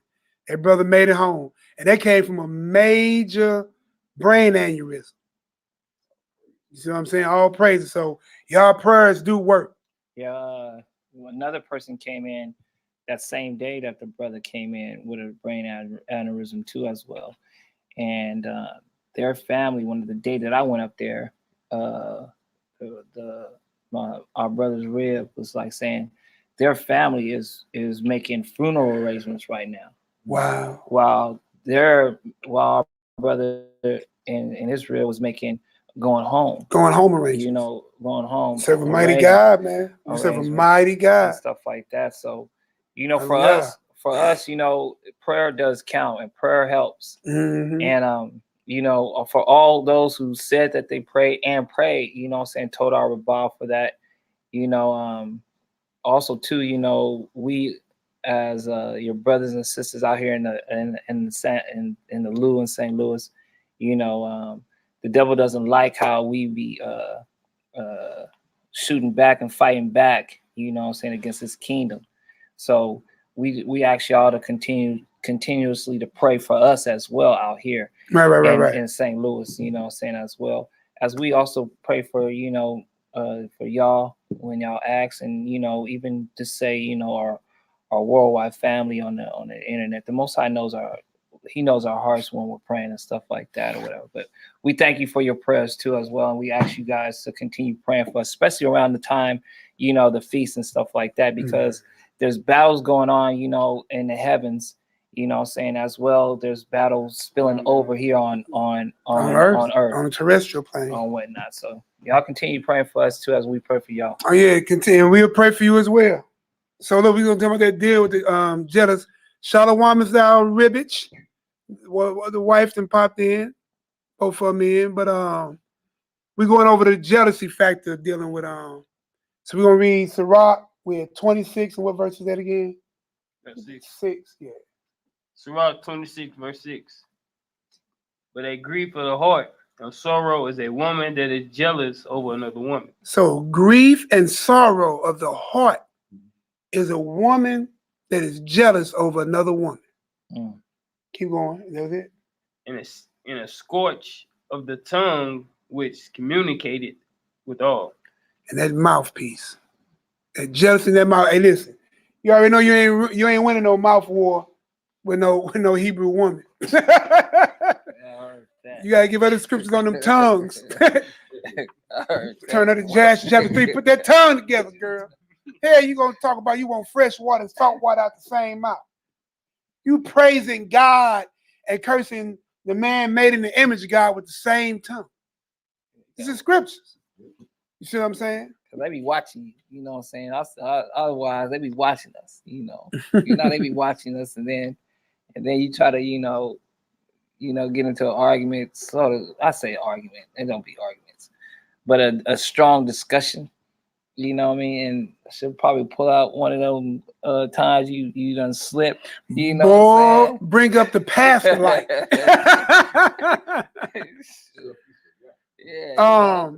What it says, Poppy, it says that, but a grief of heart and the sorrow is a woman that is jealous over another woman. Remember, we kind of talked about that dealing with the pros and the cons. We also talked about that dealing with the scriptures. You see what I'm saying?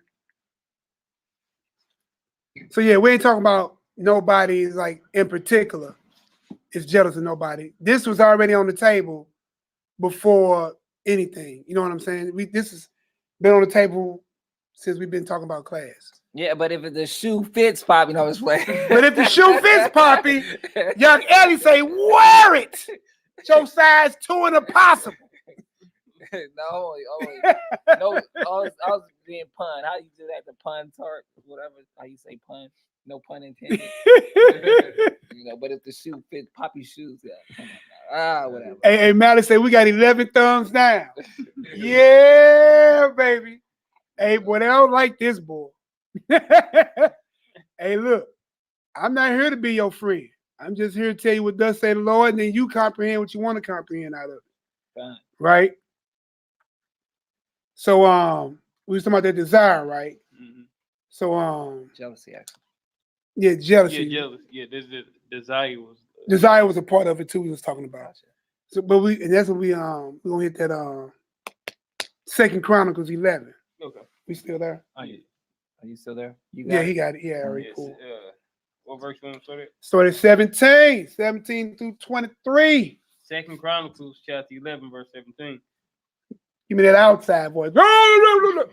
So they strengthened the kingdom of Judah and made Rehoboam, the son of Solomon, strong 3 years. For 3 years they walked in the way of David and Solomon.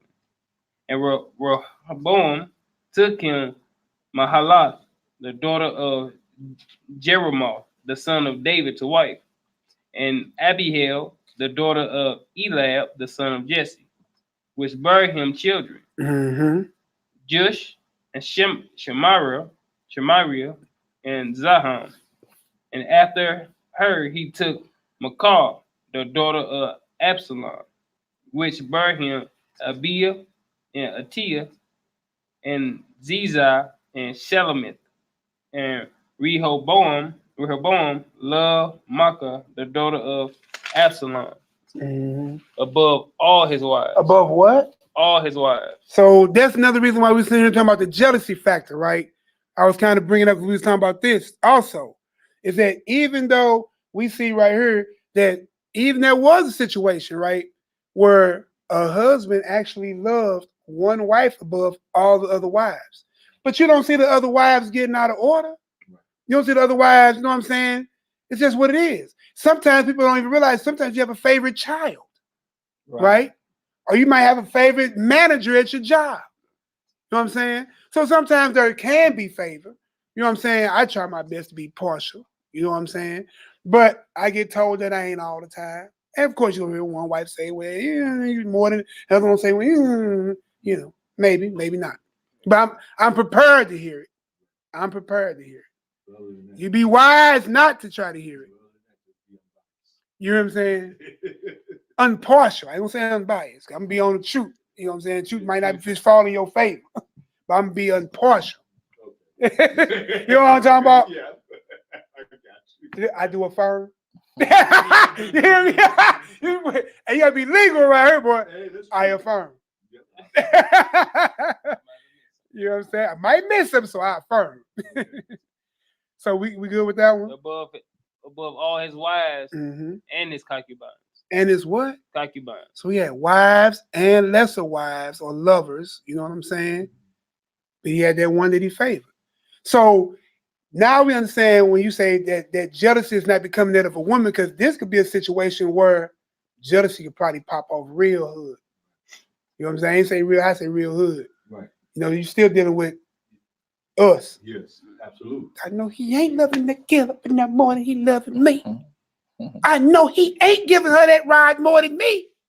I know he ain't spent 3 hours, 6 days, 4 weeks, 2 months, 28 seconds, 28, 29, 30 more seconds with her than me.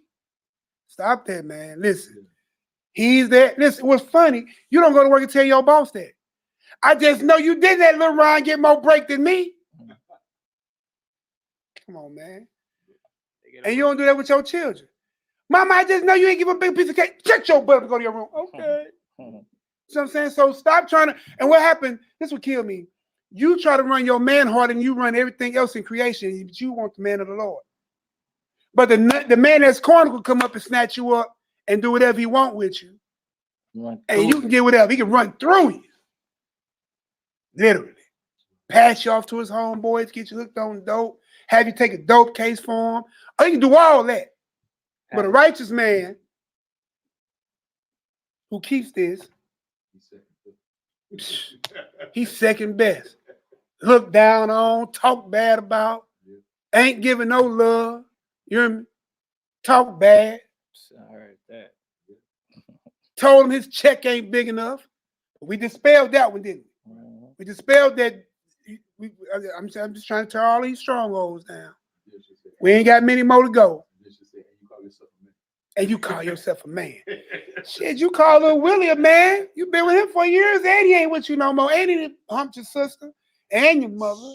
And you didn't sit there and messing with your cousin on the down low. And then stole your stole your money and your car and wrecked it. Didn't give you nothing back. And he got your tax return. Yeah, got the tax return. I'm gonna flip it. And he went to go kick it with a big fat white girl. I'm gonna flip it. To get her money. You know what I'm talking about? That's all I'm saying, man. But the Israelite man who goes to work and keep this word to the best of his ability, that man get told, you can't have another wife. You can't do that. Who is she talking to? Who's she talking to? You know what I'm talking about? But yeah, I mean, look, this is what Israel dealing with. This is what I'm saying. We have to put this on trial. See if it's of God. God used it. Christ used it. We could be done with the class right there. He told Solomon, he told David, listen, I could have gave you as many wives as you wanted. You just couldn't take Uriah the Hittite's wife. And you put him to death.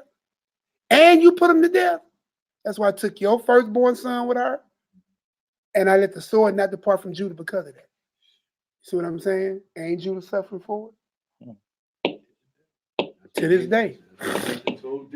Right? Let's go ahead and check on some David. Give me first Samuel. Oh, we ain't done. Oh, my fault. Go ahead. We finished the 23 out of that Chronicles second. Not 21. I'm just finished 21 out. All right, said, 21. well, he took 18 wives and 3 concubines. So wait a minute. 18 wives, 3, that means he had 60 concubines. 3 scores 20. Right. 3 score concubines, and we got 20 and 8 sons, and 3 score daughters. It's a whole lot of that, boy.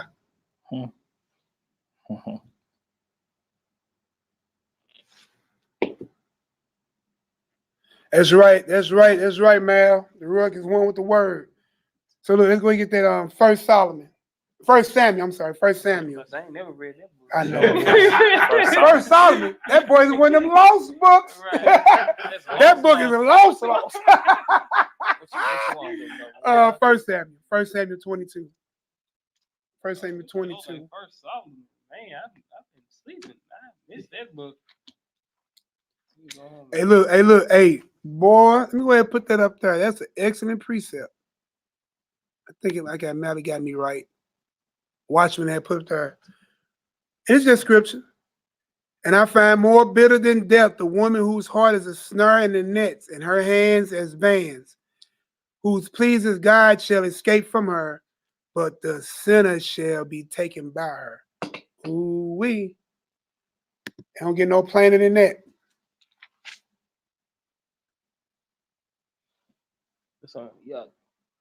YAH'KI. I'm right here. Where we at? First Samuel 22. 22, 1 through 3. Then we're going to jump over to Samuel 25. And then end it with 27 and 1 and 3. 1 Samuel chapter 22, verse 1. David therefore departed thence and escaped to a cave of Deuel. And when his brethren and all his father's house heard it, they went down there thither to him. And everyone that was in distress, and everyone that was in debt, and everyone that was discontented, gathered themselves unto him. Now you hear this? Chip off this situation. David has fled the building. Saul is on his heels, right? David is hiding where? In a cave, Deuel. And all of those people that came, they was in debt. Did you read the word debt? Mm-hmm. Boy, keep going. Gathered themselves unto him, Mm-hmm. and he became a captain over them. And there were with him about 400 men. And David went thence to Mizpah of Moab. And he said unto the king of Moab, let my father and my mother, I pray thee, come forth and be with you till I know what the Most High will do for me. Read that one more time. Who come forth? I pray thee, let my father and my mother, I pray thee, come forth and be with you till I know what the Most High will do for me. Mm-hmm. So the Most High is dealing with David. All right, keep going. You want to go down? That was verse 3. Oh, okay. But it was him and his wives, right? He's putting his mother and father, and he's trying to figure out what the Lord gonna do with him, right? So anyway, look, I'll post the rest of that. I'm gonna go ahead and do a share screen. I'm gonna probably go ahead and end this on out.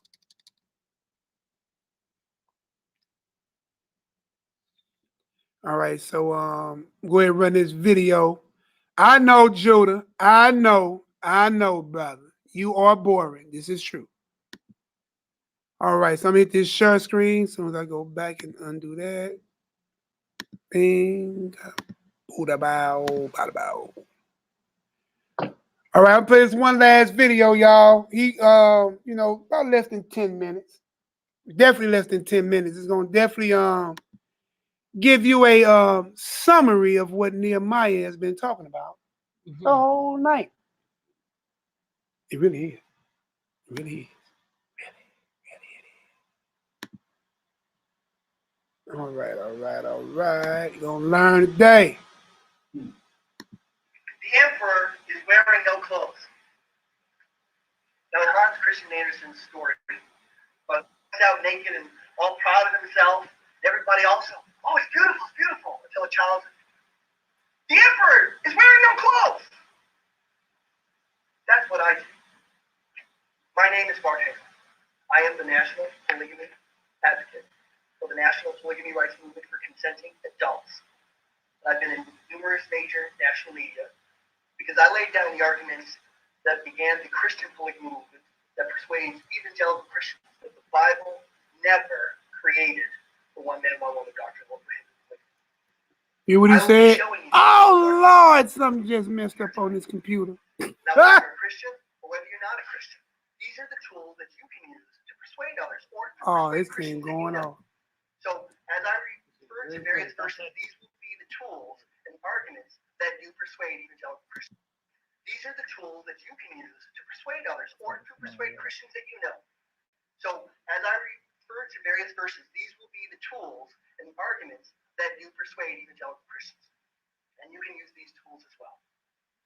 To do that, we will be discussing first the grace law hypocrisy, polygamists in the Bible, the meaning of adultery in one flesh, as well as the prohibitions of leaders that were listed in the Bible. Now, peep the title of this whole video. Bible never created one man, one woman doctrine. Ain't that a powerful title? Now, since y'all been listening to Nehemiah for a little bit over 3 hours now, you know, go ahead and bring up little Edom, you know, the heathen. And maybe y'all might believe the white man.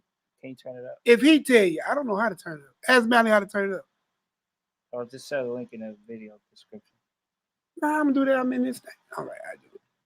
To start, we'll deal with the grace law hypocrisy. The Bible, for those who may need a simpler understanding of it, is separated in two parts: the Old Testament and the New Testament. The Old Testament was pretty much the Old Covenant with God and His people, and that is the legalism and the law and all the different things that we had to do. Whereas we come to the New Covenant as Christians, and that is saved by grace through faith in Jesus Christ. So no longer under the legalism. So it's instead of being under the law, being under grace. That's the primary basis that Christians operate in believing the Bible. Now, some may take the legalism of the law and go into the New Testament and continue to be legalist, but ultimately it is a flow of going from being under legalism to being under the law of love. That's the difference of the Old Testament and the New Testament.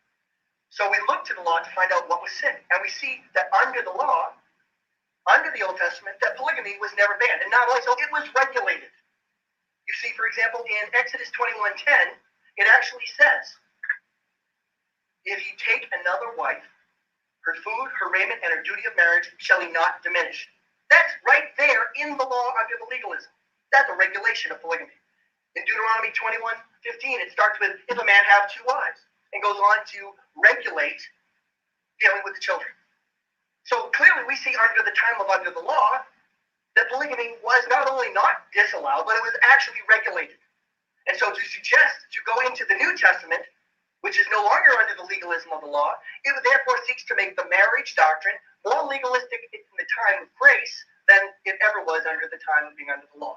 A clear hypocrisy, the grace law hypocrisy. And that's what helps us understand that truly the Bible and Christianity never had the Bible to create the invented doctrine of one man, one woman. The emperor is wearing no clothes. There were numerous polygamists in the Bible. Numerous. Moses himself, who wrote the Adam and Eve story, who wrote the one flesh verse of Genesis 2:24, who wrote thou shalt not commit adultery of Exodus 20 verse 14, the seventh commandment, and wrote the polygamy regulating verses. Moses himself had 2 wives. Abraham had 3 wives. The 12 tribes of Israel were born of Israel's 4 wives. David had numerous wives. He had 8 no-named wives. In fact, when David was being reproved for taking another man's wife, God sent a prophet to him, according to 2 Samuel 12:8, and get this is what God said in 2 Samuel 12:8 to David.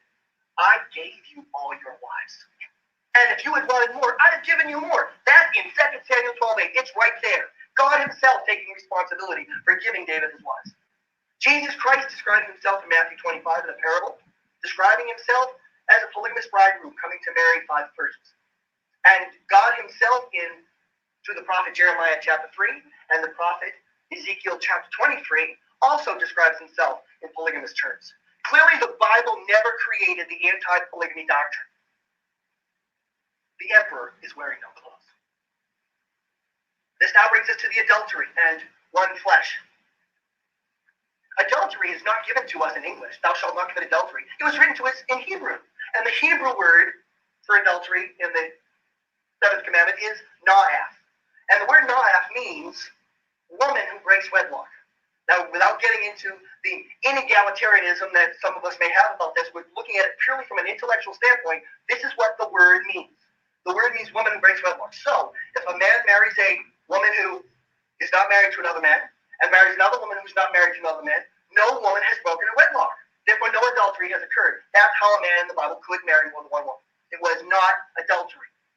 Even Moses himself, who wrote, "Thou shalt not commit adultery," had 2 wives. And he's also the one who wrote Genesis 2:24, that the two shall be one flesh.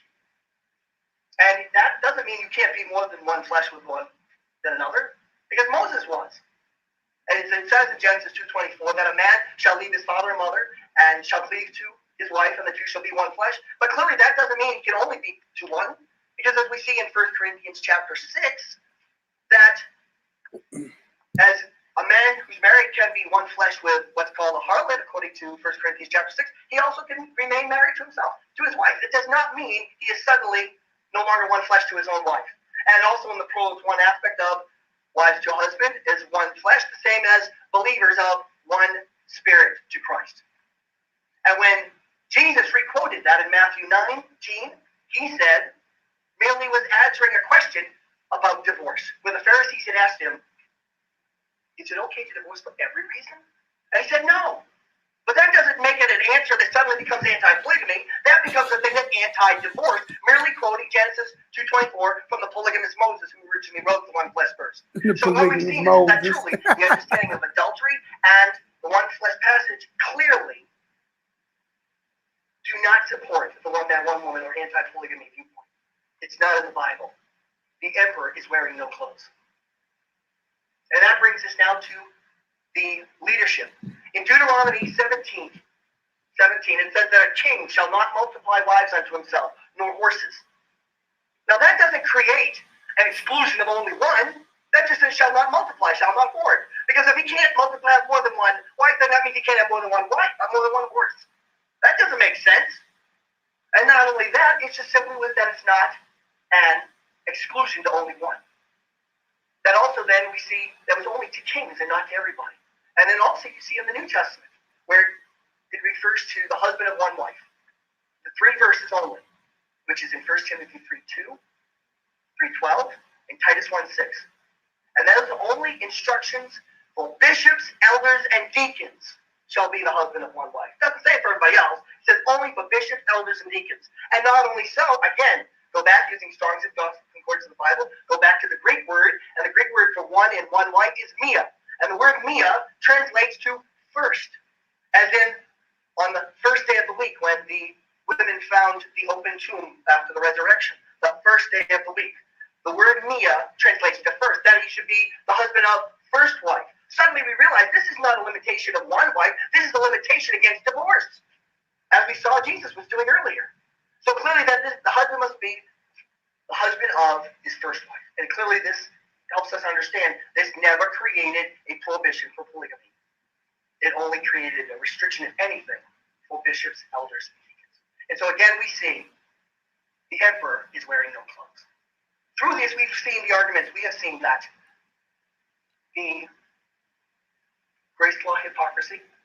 We have seen polygamists in the Bible. We have seen the real understanding of adultery and one flesh. And we have seen that limitations only on kings, bishops, elders, and deacons. Clearly, the Bible never created the invented one man, one woman doctrine. And that is what I have done and what has catapulted me to the national stage and all the major media interviews and so forth, is the bringing of these arguments to persuade Christians, my fellow Christians, that the Bible never created the one man, one woman doctrine. The emperor is wearing no clothes.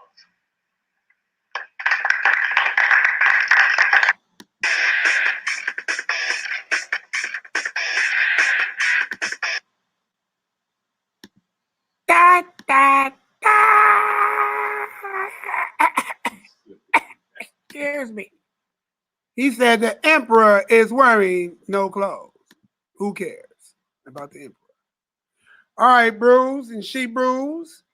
I'm probably be about enough for your brother Nehemiah. I think we pretty much got the gist of it, though. But did y'all see that, though? Did that make sense? Some people don't like learning from Edom. I know that's right. Yeah, the strong definition, right? One, first, a certain. Agree, first, one or other. Yeah. Yeah, Mia. And if you want to witness that, go to Matthew 28 and 1. The same word Mia used in 1 in 1 Timothy. Hold on. You know what? Let me just do it. Right.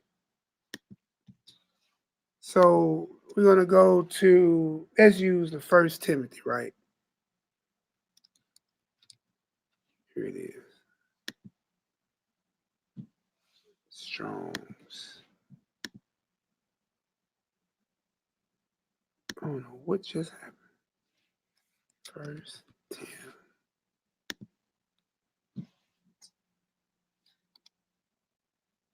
Am I still screen sharing? I don't know. Nope. Screen sharing, trying to go there. Click on that, hit share, go to Bible app, hit green button. I remember this stuff, you hear me? Hit Strong's, bam. All right, so we're gonna look right here, right? So I want y'all to see, can they see me? All right, so look, we're gonna read, somebody read that for me. You read me 1 Timothy 3 and 2. 1 Timothy chapter 3, verse 2. All right. A bishop then must be blameless, the husband of one wife. Husband of what? One wife. Or could it be first wife? Remember this number, right? G3391, right? Skip down to verse 12. So it's saying that a bishop. But one thing we know for sure, it ain't talking about all of Israel. It's talking about who? Bishop. Whether you believe it's one or first, it's only talking about a who? Bishop. A bishop. Let's go down to verse 12. Go ahead and do our little skip-a-like thing. Verse 12. Let the deacons. Let the who? Let the deacons. Let the who? Let the deacons. We're not talking about all Israel again. These are officials that are officiating the office in the church, right? Did every Israelite in Israel officiate the church? Okay. So this is again, is a what? Deacon. Go ahead. Let the deacons be the husbands of one wife. How many wives? One wife. Or is it first wife? One wife. You see what I'm saying? But it's the same word. And those is husbands plural. You see what I'm saying? So just follow it. Now let's go to Titus 1, 5, and 6. Let's go ahead and debunk this, and this will be our last debunk, just showing what the heathen was talking about. Now, mind you, remember, the word is G339, right? Remember that. Greek 3391. So let's go down here to Titus. 6 and 7. Chapter 1, 6 and 7. It's 6 and 7. All right, so Titus 1. Verse 6 and 7. Well, no, I want 5. The reason why I want 5, I want to see it show you his elders. Ordained elders. You see it was that in 1 and 5? That's the reason why I want you to say 5. Okay. You catch what I'm saying? I see. Because what I'm trying to do is point out who he's talking to. So remember, in Timothy 3 and 2, he's talking to what? Bishops, right? Then in Timothy 3 and 12, he's talking about deacons. In this one, he's talking about ordained church working elders. And he's talking about bishops too. And bishops too. So go ahead and read that. And see how I have that little paragraph incentive thing right there? That lets you know it's a new train of thought when it's starting off. So 5 is a new train of thought in this chapter. So I read it. For this cause left I thee in Crete, that thou shouldest set in order the things that are wanting, and ordained elders in every city as I had appointed thee. If any be blameless, here's the key part. Blameless. Are you blameless if you got a divorce on your record? No. Bingo. Now is it making sense? If any be blameless, the husband of one, which we're going to show you can be first wife, having faithful children, right? Because if he blameless, he's still with his first wife, and his children are without fault. They ain't out there on drugs and stealing and robbing and thugging and bugging. So that's why he's able to be ordained this way, because why? His house is in order. So now you can keep the house of Israel in order. That's what's going on. So, not self-willed, not soon angry. See there, you can't be that. Not given to wine, no striker, not given to filthy lucre.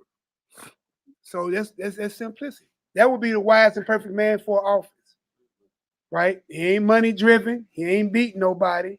But that leaves Nehemiah out because he's a bird plucker and a hands-on. So that ain't me. Back then and now. Back then and now. You know what I'm saying? And I still, but I blame this in first wife.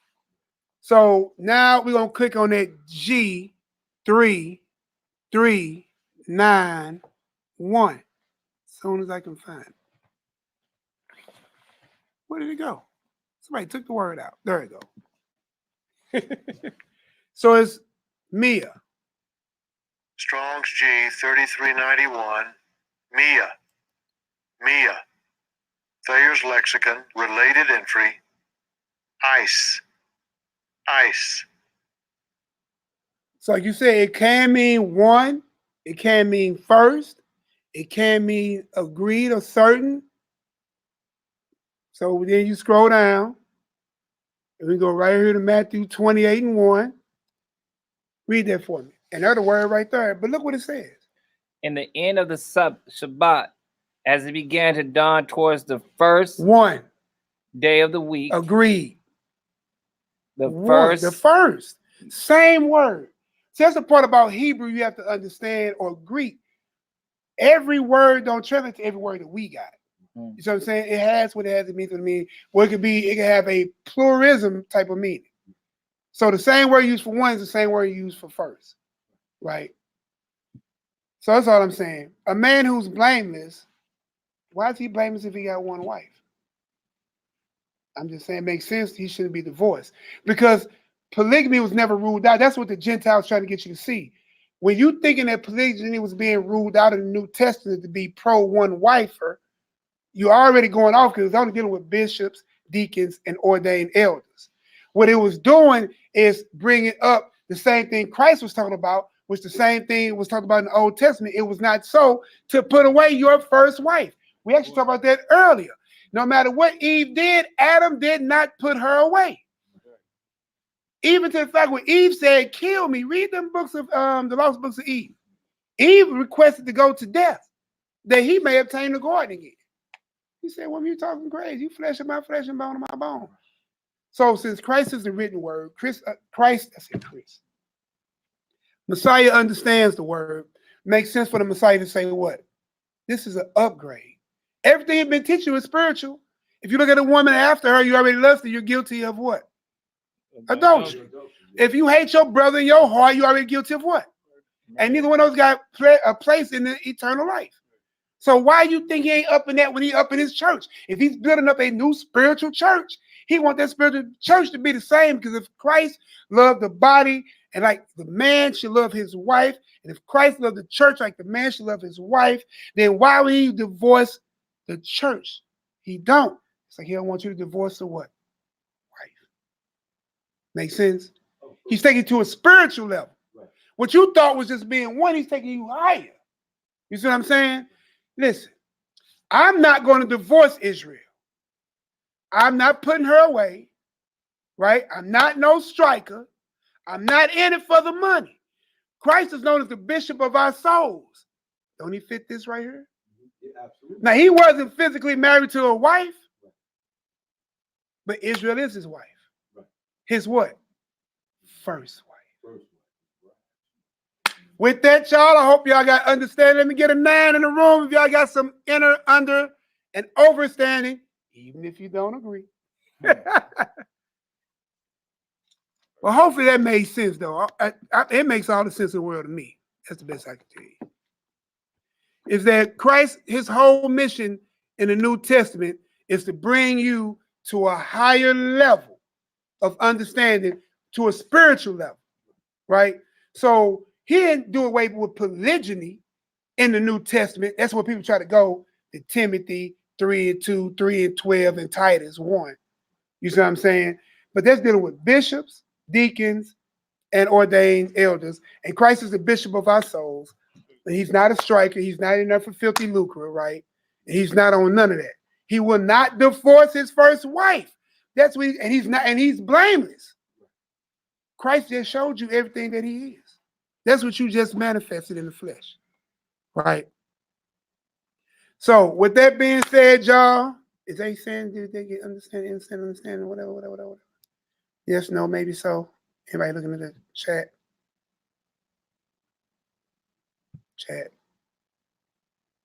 It's an excellent spiritual.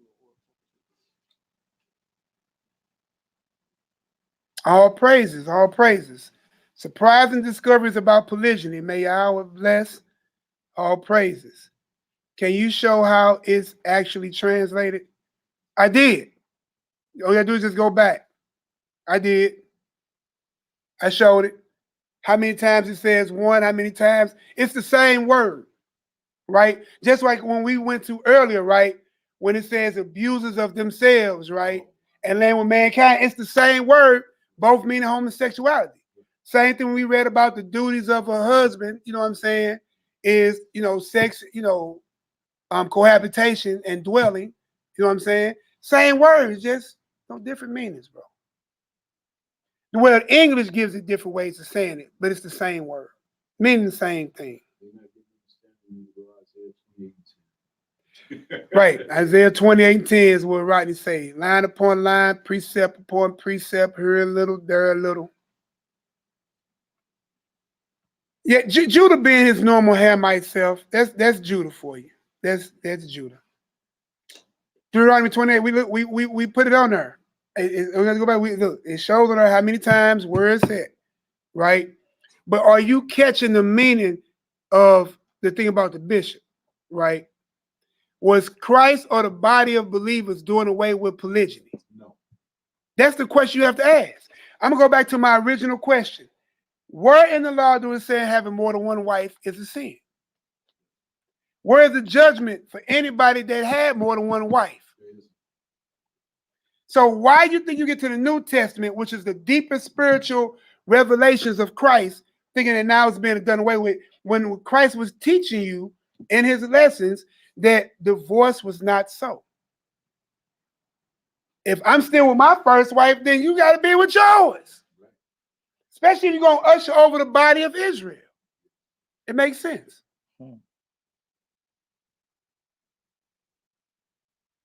Do that make any sense? Can I get a 1 if anybody understand? Give me a 2 if you don't. I try to go a little bit. I did what you theoretical. Dude, I ain't say it was a sin. I asked you, did you see it, bro? I ain't saying bro or sis. I don't know which one. I'm not saying you called it a sin. I'm going back to my regular foundation.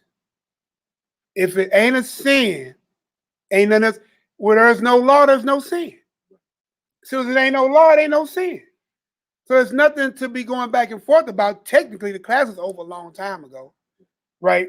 Because we've seen Christ like in the kingdom of heaven that we all want to go to 10 virgins, 5 wise, 5 unwise, 5 went into the chamber with one bridegroom called him, door closed.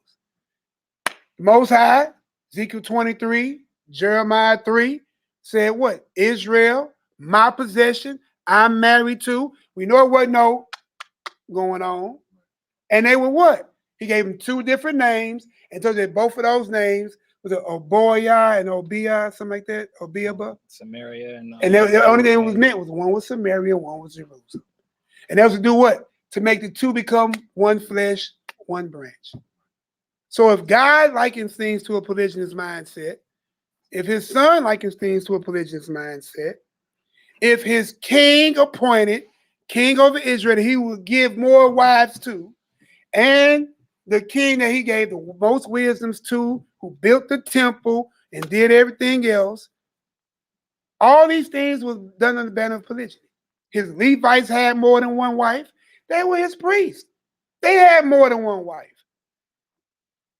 Hell, the man y'all don't like, called Lamech, act like he could take on the sins of his father, which he can't, but he had more than one wife. I don't know. There's no punishment for that wicked man. There's no punishment for no righteous man. Abraham, listen, if we saying polygyny is going off or it is what it is, then yeah, Christ has more than one wife. Yeah, he got 12 tribes. 12 tribes of Israel. Yeah. Don't he have 12 tribes? Absolutely. And he coming back for a bride? Yeah. And then don't he got a house that he's putting the bride in? And he cohabitating, performing the duties of marriage in the house? And in one house, New Jerusalem, coming down. In my Father's house, there are many mansions. If it was not so, I would not have told you. I go and prepare a place for you that you may be with me. Come on, man. We should be prepared to be with our husband.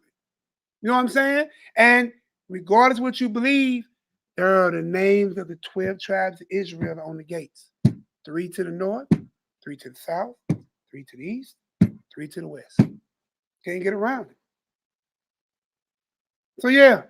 And did Adam have more than one wife? He had it in him. He got 24 ribs. Eve was only got out of one of them. And 7 of those ribs are considered your true ribs. So, yeah. Sounds like he can have more than one. Christ had more than one. See what I'm saying? So how we looking, y'all? You ready to call it a night? Ready to call it a night? Pray up on up. Anybody got a suggestion on the Psalms to read? Anybody? Anybody? Anybody? Anybody online? Y'all got a suggestion of a Psalms? You got one? You can read Psalms 24. We'll read Psalms 24 and get on about this deal. And it's the Psalm of David, the polygamist. Hey, man. Hey, boy, hey, look. He picked it, man. That was your brother, the Archangel Uriel, man. Hey, look. You can't make this up. Can you see right there? Adam had 24 ribs, so Psalms 24. Huh? Yeah. Hey, that was cold. Psalms 24, Adam had 24 ribs. You know what I'm talking about? And David was a polygynist. Psalm of David. The earth and the Lord and the fullness thereof is polygyny and all. All right, y'all. We're going to pray this deal up out of here. All right. Oh, you know how we do? Everybody turn to the east. I guess I'm going to go ahead and get us together. YAH'KI done ran from the table. That brother did a whole lap. I got you, bro. Give me a chance to do a little reading. All right, how we looking? All praises. The earth is the Most High's, and the fullness thereof. The world, they that dwell therein. For he has founded upon the seas and established it upon the floods. Who shall ascend into the hill of the Most High? Who shall stand in the holy place? He that hath clean hands and pure heart, who has not lifted up his soul into vanity, nor sworn deceitfully. He shall receive the blessings from the Most High and righteousness of YAH'KI of his salvation. This is the generation of them that seek him. Woo! And seek thy face, O Jacob. Selah. Selah. Lift up your heads, O ye gates, plural, O ye gates, and be ye lifted up, ye everlasting doors, and the King of glory shall come in. Who is the King of glory? The Most High, strong and mighty, the Lord mighty in battle. Lift up your heads, O ye gates, even lifted them up, ye everlasting doors, and the King of glory shall come in. Who is the King of glory? The Most High of hosts. He is He is the King of glory. Selah. Selah. Hallelujah. Selah. Yahoo. Yeah, I'm drinking a little water. Yeah, you opened that water. I ain't drinking it no more. Go ahead, bro. I'll lock it up. Get you some cookies, bro. Oh, Cookie Monster Life. Cookies and milk. Appreciate you coming to help out, bro. Oh. All right. What you got, new car? That white, that's my old dude. Oh, okay. All praises. Well, definitely y'all had an exciting time jamming with y'all tonight. Let's see how many. Hey, I got 14. 14 thumbs down, baby. 14 thumbs down. I ain't lying to you. I got 56 thumbs up, though. Yeah. But the thing, you be excited about the thumbs down, man. You know what I'm saying? Because the people who thumbs you down, they ain't give us nothing. Right. I mean, they just thumbs down, but they don't have. Because it goes against what they feel. Right. I mean, you know, the truth is always going to be harder to swallow than a lie. That's why everybody ain't gonna get it. Yeah. I mean, people, like you said, if you live in, when in Rome, live like the Romans do. I mean, you in America, I mean, that's how they feel. But I mean, true culture is going to take over anything. I mean, it's true culture. Maybe they don't want to see it over here in America because it would break apart. Was already being broke apart each and every day, being chipped away at. But your enemy don't want you to grow anyway. Right. So your enemy's plan is to keep you in a monogamous mindset. That would make more sense. Well, they already know. They already know our stuff better than us, some of us. Right. And that's the reason why.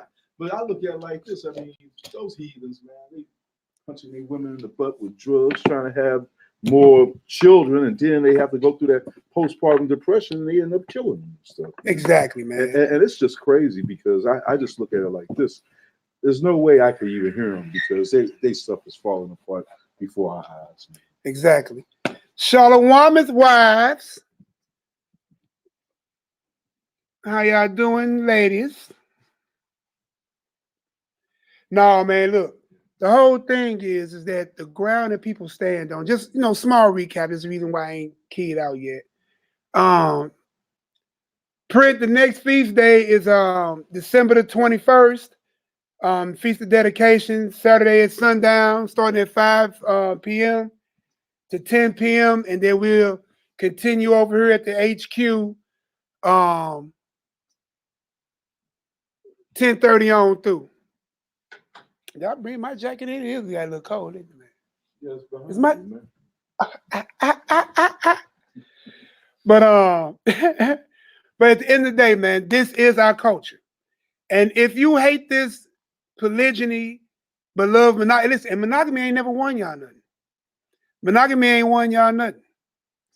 You know what I'm saying? Didn't win you in the garden. Ain't winning you now.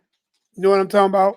Half of y'all been through more bad monogamous relationships than you ever been through one bad polygynous relationship. I'm for real. Yeah. Everybody who's probably trying polygyny now, I guarantee it's probably their first ones. Yeah. Whether it's good or bad, last or fail.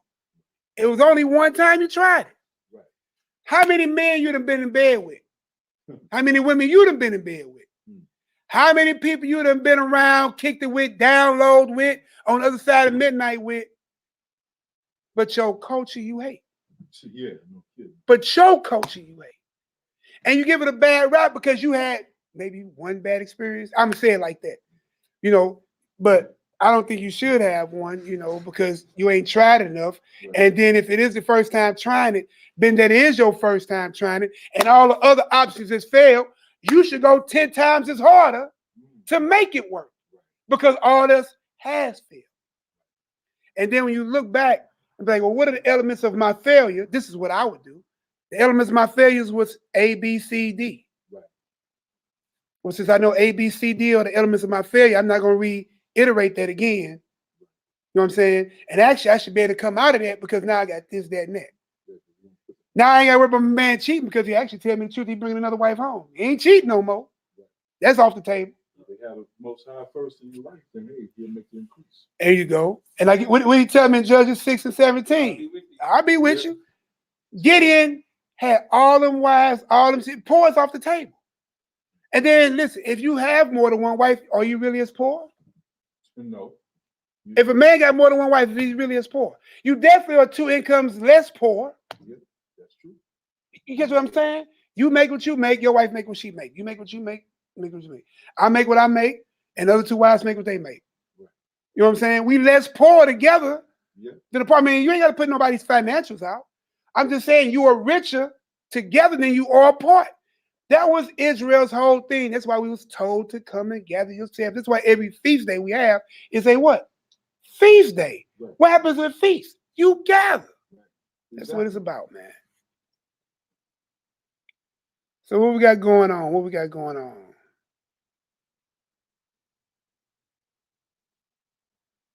Thumbs down, band-aids on. Southern Judas say thumbs down. Them cuts hurt. Being exposed to polygynous families have refined my overstanding. I'm thankful for it. Hallelujah. Awakening strong. What does $2 upgrade do? Hey, look, we got a $2 donation. So somebody else say, we'll do a $2 upgrade do. Hey, listen, told everybody for your arms. I won't complain. Hey, listen, that $2 will cover the money order. Hey, look, I ain't that type of Hebrew. That $2 will cover the money order. You hear me? So, hallelujah in my book. Send $2 more. Send $2 more every day for the next 60 days. You know, I'm just saying, man. All I'm saying is, we here, and I got to speak well for my brother, we are thankful for whatever y'all give, whatever y'all do, because it really does carry the ministry forward. Nobody in here riding Bentleys off of donations. I'm telling you. People that been here to St. Louis, you know what I'm saying, they live here, ain't nobody riding Bentleys off the donations, bro. At least not in this assembly. This ain't Creflo Dollar or TD Snakes or any of them. You know what I'm saying? This ain't Kenneth Copeland or none of them guys. This ain't a mega church. We only got 52 viewers now. Now, if we was on my channel, I got 45,000 subscribers, but we ain't on my channel. Now, we'll upload it to my channel, so they will see it. But every time I upload to my channel, my description always leaves them right back to this channel. So, always.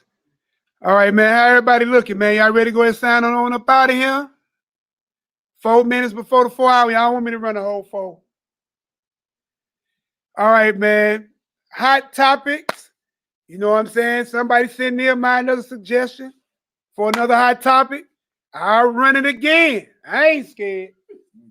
I can't outrun you anyway. But I can't run through you. Oh, juggernaut. Is that the juggernaut? Juggernaut. Well, look what he said, juggernaut. You got one, Poppy? Hey, hallelujah, hallelujah, hallelujah. Hey, make sure y'all share these with everybody. Definitely, you know, your pastors, your preachers, your naysayers, your theologians, your deacons, your elders, you know, even the ones who feel it's going to definitely be hurt. Make sure they get it. Because, listen, they got to learn. They got to learn. All right, family. Shalom, Miss Dow. Everybody else got my number. Wives, I love you. I'll probably be calling y'all shortly. Poppy, call me real quick and tell me what your new hot topic is.